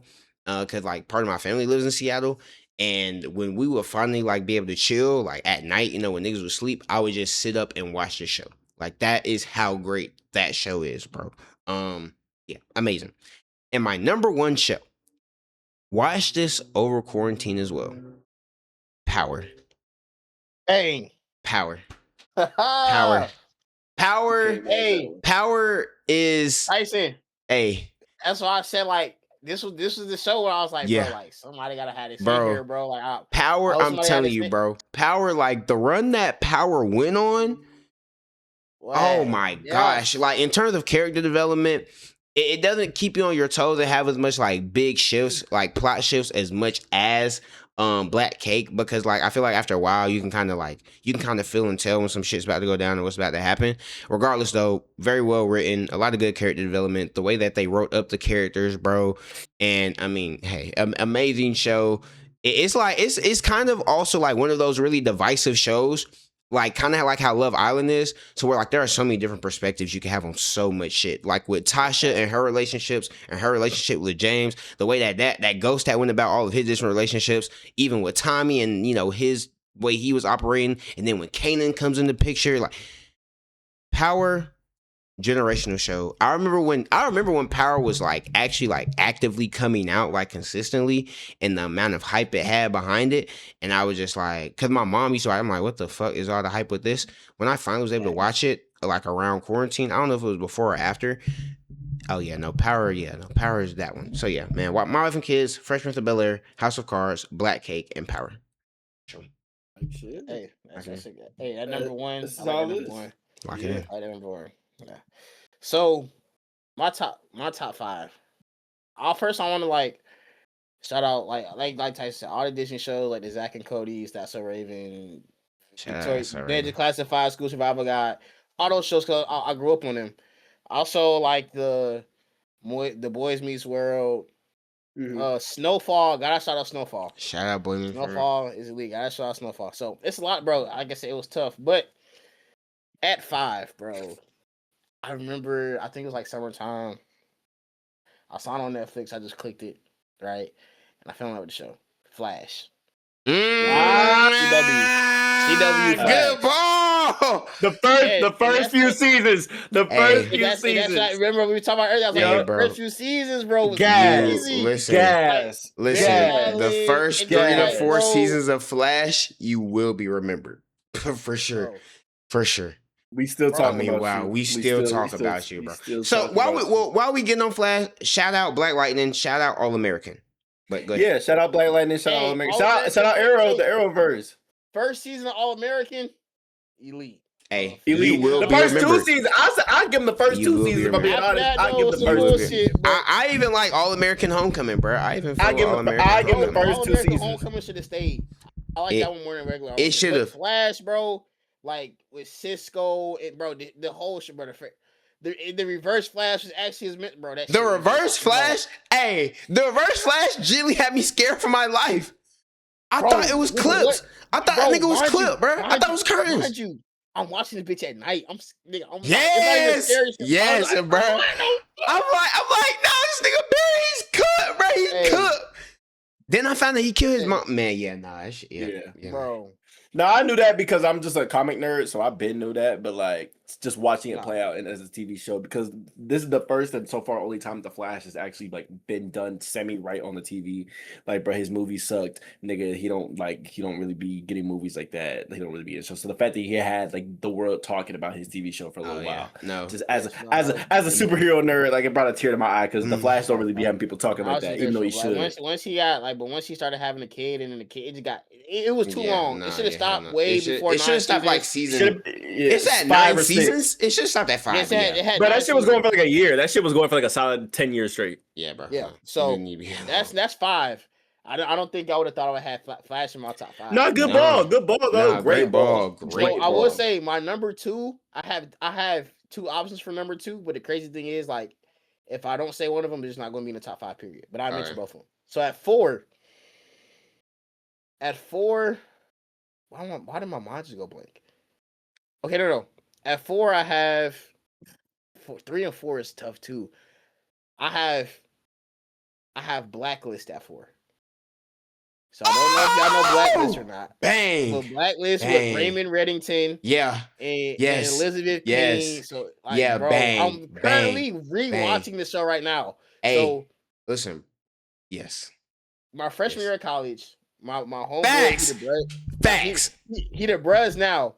He the bruz now. My boy Amari. He was watching a show called Blacklist. He's like, bro, like, I'm about to put you on the show, Blacklist. And like, I'm watching it, bro, and I was instantly hooked. Dead ass. Like Tyson said, like with the government and the conspiracies and like it had drama, it had suspense, it had romance, it had everything you needed in a show. Like, and then, bro, like, I don't know if Jay ever plans on watching this show, but like when Elizabeth, I don't want to say it, but like, can I say it, Jay? Are you go ahead? Yeah. When Elizabeth died, so I knew it was coming. I knew it was coming. I damn near cried, bro, because I was so emotional. No, when she died, that, bro, because so my ex put me on the show. I was telling her about another show. I told her how much I like Criminal Minds, and I was like, yeah, I really love Criminal Minds, and she was like, no, you would love. She said it so casually, like, you would love Blacklist then. I said, Blacklist. I looked at it, and I was being stubborn at first. I didn't want to watch it just because she told me I would like it. And now I finally turned that bitch on. I said, hey, bro, I fucking love this show. So, and every time she would come to my dorm, I would literally have it up on the TV. Like, I'm like, hey, bro, listen, gang. Look, we're watching Blacklist tonight. Nigga, we're going to get something to eat, and we're going to sit here and watch this Blacklist. So when I first now, did we watch that Blacklist? I mean, shit. No, yeah, I did not watch it. When I first started watching it, the last season wasn't out yet. So I watched the whole thing. I binged it, and I had to wait for the last season. So now I watched the last season. And so now I'm rewatching it right now. I'm like, I'm gonna rewatch that bitch. And like, I'm rewatching it, and it's certain things, and I like rewatching it. And this is why it's one of my top 5 shows, because I'm rewatching it. I still have the same excitement that I had before, and I'm picking up on things that I may have overlooked or didn't remember. And it's just a great show. Like, it's an amazing show. Just the conspiracies, the ins and outs of the government, and just how like corrupted, like, it's bro. Amazing show. At 3 is Suits. I love Suits, bro. I've watched Suits, and I get it. I watched a little bit of Suits. I get it. With Harvey, I get it. With Harvey, Mike, Donna, Lewis. I'm not gonna lie. So when I first watched Suits, I watched that maybe 3 years ago. I did not like Lewis. The premise of Suits is still dumb as fuck to me, but it's entertaining. Yes, but when I watch it now, bro, like, he just genuinely cracks me up because his personality. And even then, I rewatched it again. I just got done watching it like a few days ago, actually. And it was just certain things that I missed out on in the last time. And then, like, again, this isn't government, but he's working in the law. You got this fake lawyer trying to cover it up, and then you got, and it's just again like you have the romance, you have the suspense of it, you have, it's just so much things that go into the show, and like it was a quality 9 seasons. So maybe the 9th season was a little unexpected because you had like you had Faye come in here and she was an acting managing partner. She came out a little bit of nowhere, but or maybe like when Mike and Rachel left, well, some people might have stopped watching, but other than that, bro, I love Suits. I love that show. Also, shout out Prison Break too. That's not in my top 5. Prison Break is elite. Prison Break's a good one. At 2. So this is why I said I have 2 options. So it's either Blackish or Everybody Hates Chris. I feel like bro, it's so fucking tough. Hey, I had the biggest crush on Yara Shahidi growing up, bro. Like, bro, I made a whole post on my Snapchat about her. I could pull up right now. Like, I was dick eating so bad. I don't pull that up. No, I'm gonna pull it up, bro. Bro, it's so tough because like Dre and Blackish is funny as fuck, bro. Yes, it's funny as shit. But like Everybody Hates Chris though. Classic. I'm going with Everybody Hates Chris. Type shit. Blackish be my 6th, my honorable mention. Everybody Hates Chris place. Because like it was just so relatable, bro. No, yeah. Especially me being the oldest brother, having watched out for your little brothers, you get in trouble for what they do. It was just so relatable, bro. The shit was funny. Like you got Julius talking about you just threw away $3.99 in orange juice and y'all, bro, this shit. Yes, bro. I don't need this job. My man got 3 jobs, like, bro. Yes, bro. So, bro, Everybody Hates Chris is like. Everybody Hates Chris is a classic, gang. Classic, bro. For sure. It is a classic. Both of those shows are good picks, though. I'll say that. Nah, Blackish. No, I remember when I binged Blackish, even Grownish, bro. I binged it over the summer. Not over the summer. I binged it when I got back from school. I finished my 2nd semester of school online. While I was finishing at home, I was binge watching Blackish. No bullshit. Blackish is funny as shit. You do have a post. Wow. Bro, please. Enough. Enough. Wow. Hey, been like this. Hey, when I say this shit had me hooked, I said he's always been Junior, like this. Bro, Junior was funny on that bitch, bro. Pops was, bro, that show, it genuinely just makes me laugh, bro. Like, it just makes me laugh, bro. If I want to laugh, I will put on Blackish. And at number 1, the greatest show, the greatest series, as in this different shows, but under the same title of all time, is Power. You got Power.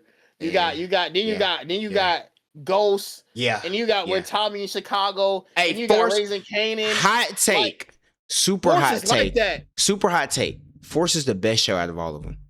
Force is like that. Now look though, Pete Gano, Tyson. I didn't watch Raising Kanan for like the first 4 seasons because I thought it was trash. I watched the first episode when it came out. The season I thought it was trash. It took me 4 years to watch it. I fuck with Raising Kanan. Really? So you tell me I should get back into it? With Raising Kanan? Yeah. Yes, it's worth it. Cause I tried Raising Kanan and I was watching. I'm like, yo, this shit's just not doing it for me. Tyson, I promise you, bro. Thug the first few episodes out. I promise you, I had to thug them out. But when I thugged it out, I promise you, I enjoyed it. I didn't regret it. I didn't regret it. Because I was watching, I was like, yeah, this shit just not for me. Yeah, but that whole, like Tyson said, bro, Power, and then the 3 spinoffs after, and then they're having another one. I'm overly tuned in for that, for the next one. When they were growing up. Oh yeah, I'm overly tuned in, bro. Just to, like, all the different characters that was in it and how they all played a major factor. Like, how we watched Tyreek just turn into his father, but like I would say a worse version and a better version at the same time. Like he became like, I don't know how to explain it, bro. Because Ghost really, I feel like Tariq, he just kind of was like, fuck it, bro. If I'm being in the game, I'm just gonna be the slimiest, worst nigga in the game. But I'm gonna do it in such a. Ghost was a little bit more like, you could tell Ghost from the hood with the way he did his shit. You could tell Tariq the way he grew up. He plays the game a different way. Yeah, like he plays the game a different way. He's more manipulative. He's more like. but he was also the smartest at it too. Yes, exactly. He's more smart. He knows how to weaponize his intelligence way more than Ghost did. Ghost was smart, but Ghost didn't go about shit his same way. And he also had Tommy in his ear. Nigga, Tariq had Brayden. Like, bruh. But no, Power Book, Power Book is equivalent to All American for me. Really? To the Homecoming. Really? Yeah. Well, I mean, before Homecoming fell the fuck off, but yeah. Bro, I don't know why they didn't bring it back, bro. Like it was, I feel like it was just starting to get good, but it was starting to become better than American. Yes, it was. I loved and it was perfect also because I was also watching it while I was in college. So like a lot of the shit that they was talking about, like that shit genuinely, and that shit genuinely made me want to go to an HBCU. Like I was at Georgia State and like Clark and Morehouse and all of them was like right there, but like I'm like, damn, I want to go to these schools because it was really based off of Clark. And like you could tell also it was based off of Clark by like some of the ways they like set like some of the campus and shit up. But like, yeah, I was like, damn, I really want to go to a HBCU, bro. Like that's how great that show was. But yeah, no. But anyways, Power, yeah, amazing choice. Power is the bet. Like bro, outside of One Piece, Power is like on the top of the list of the shows that I like need to watch because everybody else is like, you have to watch Power. At first, I didn't give it much of a shake because like my parents was watching it, like growing up, like Power started coming on when I was like 14, 15, whatever. Yeah, exactly. I'm thinking it's like, okay, I guess one of these old shows. Like my mom was watching Young and the Restless and type shit, like shit like that. I'm thinking like, okay, it's like it's like Young and the Restless. It's like these late night CBS, NBC, weak ass shows that she just got on, whatever. But as I got into college and I like got around people my age that was watching the show and was like, nah, this shit is actually like gas. Now, well, I would say I understand why they didn't have us watching as kids though, because like them sex scenes was real. I don't cap. No. There were some times, bro, like, cause those sex scenes were so real. I literally was like, cause you hear growing up about like, okay, like sometimes they actually do have sex in the scenes. And I was like, bro, are they actually having sex in the scenes? And that's when I found out about the whole like little sock method and everything that they be doing, the bro. Ball in between them and shit like that. Huh? Like the dudes will put a sock like over their, endeavor. And I mean like they're technically like humping, but like they're not inserting. It's not actually happening. Yeah. Or they got like the covers on. They'll have like a rubber ball in between them, so they're not like.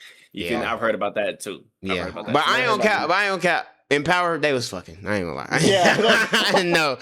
In Power, those sex scenes are so like passionate. So which one who she had chose though? You had Paige. You had Effie. Okay, in Power 2, personally, I would have chose Paige is the one who Effie tried to kill, right? Yeah. Yeah, I would have chose Paige. Paige would have got him right. Paige would have had him on a straight, like narrow road. He didn't want to go on a straight and narrow. He didn't. Chose Effie. He did it. If he, one, I can't remember her name. But she was untrustworthy. You talking about what's the name daughter? Monet daughter. Yeah. Yeah, I didn't. I didn't rock with her, but she was always like third to me. But it's like, if he wanted a real ride or die, even though she was sleazy, Effie was just a motherfucker who just wanted to. Effie was like. She was just for herself. Effie was really one of them niggas that was just like, I'm trying to get myself right. But she was a ride or die. If Tariq would have sat up here and locked in with her, they would have been unstoppable. So for Tariq, then I would have gone Effie. But if I was in that situation, I would have gone Paige. Cause I mean, I think Paige is like the baddest one out of all of them. I feel like Effie was Tasha and Paige was Angela. But Paige was so bad, and Paige was trying to get him right. She was so bad. She's so bad. Well, I can't say it too much. Let me stop talking. I watched they do that. They be doing podcasts now. Him and Brayden podcast. Yeah. And so he had Paige Ordinary, and she's about to get married. She's actually married to Royce O'Neal, the NBA player. She's actually married to Royce. But like. I remember this because after Royce O'Neal had like put somebody in the playoff, niggas was mad as fuck. They was mad as fuck. So look, bro, they doing a podcast. She on there. She was like, and it was like, yeah, bro, we didn't get no invite to your wedding, nothing like that. It was just like an awkward moment, bro, because it was like it really seemed like Michael was like really like messing with her. And she got a whole husband. I'm not gonna lie to you though. I ain't gonna lie to you, bro. Off, like even seeing his interactions with all of them off screen, it was some tension between him and all three of those girls off screen. Yeah, I think they've done this show for so long and how like intimate on this, like you know what I'm saying. But I think the most was him and Paige for sure. Yeah, Paige Heard, yeah. I think it was because I think he's like, yeah, I remember watching like My Wife and Kids and some more shit. Like it was kind of like, bro, I grew up watching you, and now I get to work with you on some fam. You know what I'm saying? I mean, she's bad. But I would say they all are. No, they all, you know. Yeah, man, the most respectful way. Shout out my girl. I'm saying, I love you. Hey man, like I said, I'm gonna get into it. I'm gonna get into it. And I'm gonna see what it's talking about. Yeah, in the most respectful way. I'm gonna get into it for sure. But yeah, though, I think we had a solid top 5, bro. Like I didn't think Jay was. This is the least controversial top 5 we've ever had. Yeah, for sure. I feel like shows are like, I mean, obviously everything that like top 5, everything we do is subjective. I feel like TV shows, like there's such a broad like aspect of like shows that you can get into. Like Tyson was in the sitcoms a lot. I really could have gone Fresh Prince of Bel-Air, Martin, Keenan and Kel, and then gone some early 2000s. And then we go Jesse, and then we go Ant Farm. I'm telling you, I really could have gotten that bad. I could have went that route. Like, bro, I grew up on anime, bro. I could have went that route. Like, so the problem, I don't even put like the Disney Channel, Nickelodeon shows in a TV show. Like, that'd be too unfair. Category. Mm-hmm. I got it. Like, if we did like, I had to reference one. I had to get one, bro. I would have had like the Sweet Life of Zack and Cody on there. I would have had it. I would have had Ned's a Classified School Survivor guy. Like all them shows, even like you got to kick the Pair of Kings. Hey, oh shit! Shout out Pair of Kings. Shout out Pair of Kings. Shout out Pair of Kings. Kicking it, bro. I used to be in my room trying kicking to it, yeah, bro. Yeah, bro. Hey, that episode of Kicking It where the other nigga came in from the other dojo and almost stole his girl. And then I think he whooped that nigga ass. If I'm not mistaken, I believe he whooped his ass. Yeah, bro. And then you got Jerry. Jerry, all he do is dance on that. Yeah, bro. Yeah, man. And then Olivia Dean, she go from Kicking It to Lab Rats. Yeah, bro. Lab Rats.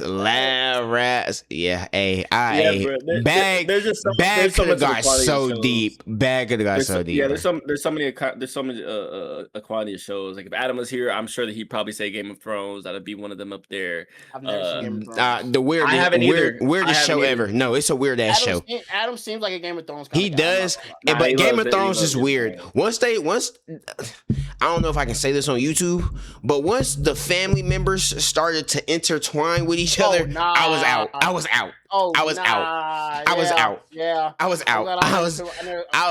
I said, I'm like, hey, I'm not the target audience for this show. I'm not the target audience. I'm not the target audience for this show. All the other folks. This is the greatest show ever. Once we got to a point where I saw that, I said I'm out. I couldn't even stomach it, bro. I'm out. Overly out. Done for.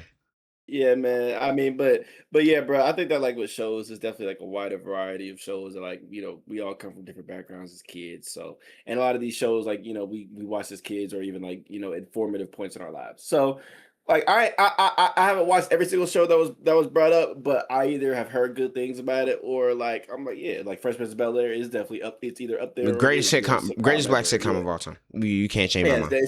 I'm about to say it's top 3 for sure. It's like that. Martin. It has one of the greatest scenes in TV history. How come you don't want me, man? God damn. No, like I don't cap. Like that scene is up there with the Black Panther 2 scene. Yeah, that like those are cool. Equivalent to me. Those are probably. I would honestly, I would probably have Martin as number 1.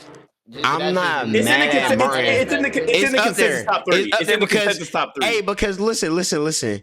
That Martin scene with the dog, one of the funniest scenes I've ever watched. One of the funniest scenes I've ever watched. Martin's hilarious. They were talking about fraternities, bro. Yes. She was like, Pam would have killed her. Yeah, for sure. No, for sure. I use that to troll the Reds all the time. I'll troll the Reds like for sure. Yeah, Martin was genuinely funny. Martin was crazy enough, bro. My best friend, and we can start close after this. My best friend he hates Martin. He does not like Martin. Really? He does not like Martin, bro. He does not. He told me that the other day, and I said, "What the fuck is wrong with you?" Martin is one of the best shows I've ever watched, bro. And it's, Yeah, it's no, like Martin in is the definitely up '80s. It's like a show that was like aired in the '80s, and any age can watch it and enjoy themselves. Bro. Yeah, Like the I shit mean was just that was funny, like the bro. peak of black sitcoms, bro. Like there. you got him, he playing Martin.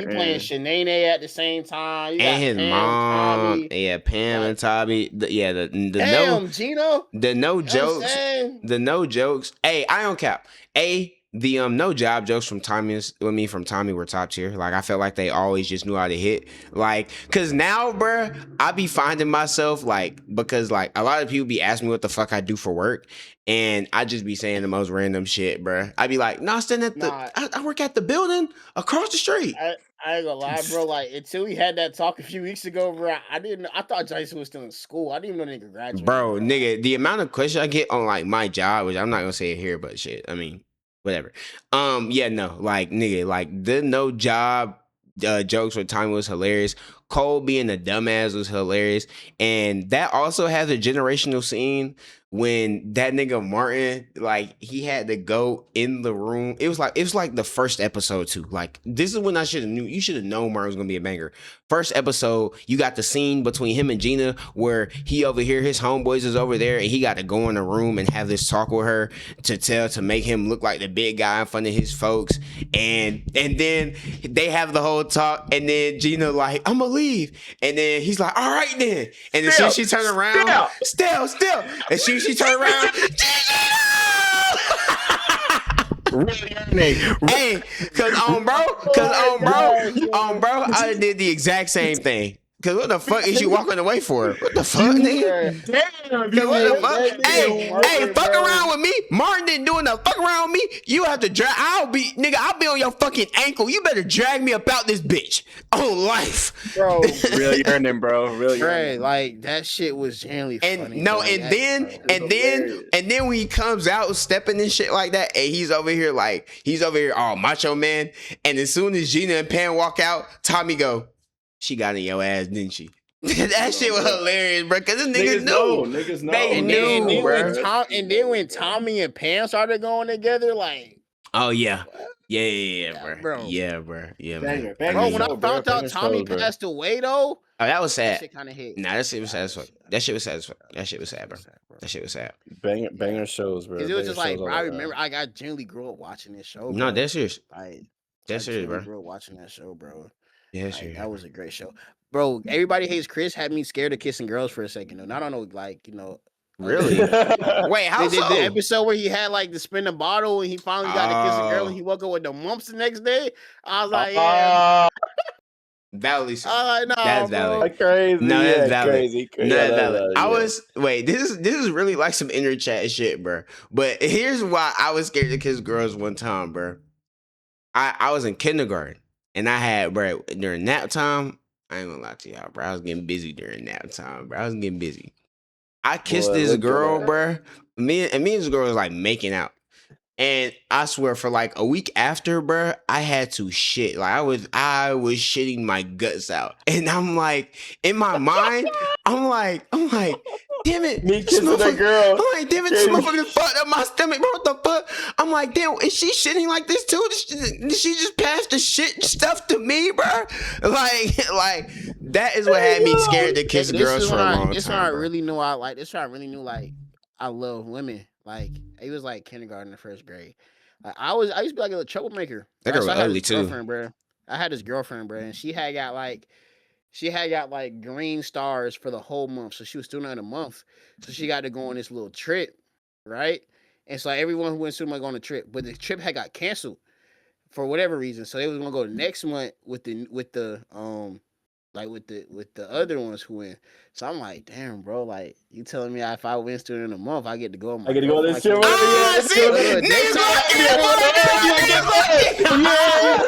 Tell you, I would have got greens every day. Hey, that nigga locked in. My teacher was like, yeah, I like. I don't know what changed. What you doing so much better? Nah, boy, I'm trying to go to day one.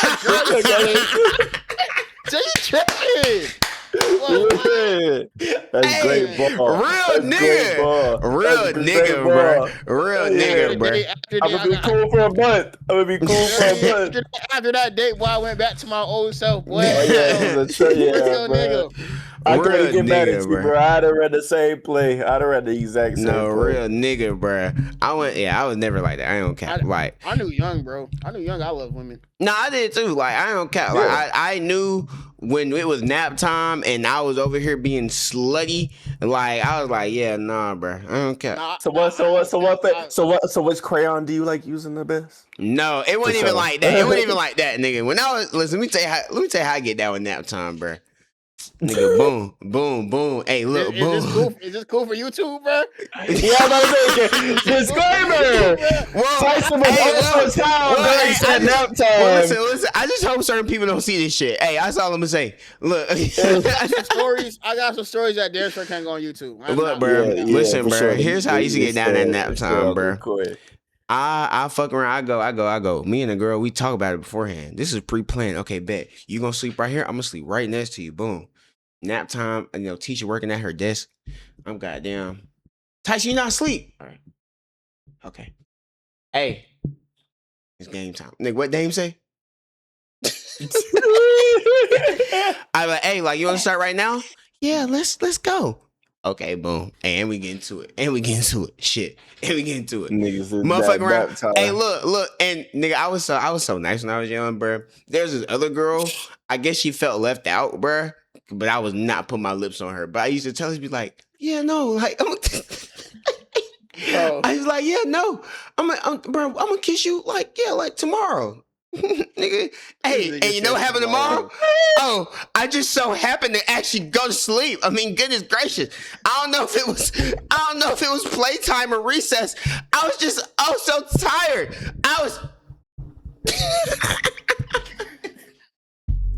Tyson just playing with these women's emotions at 6 years old.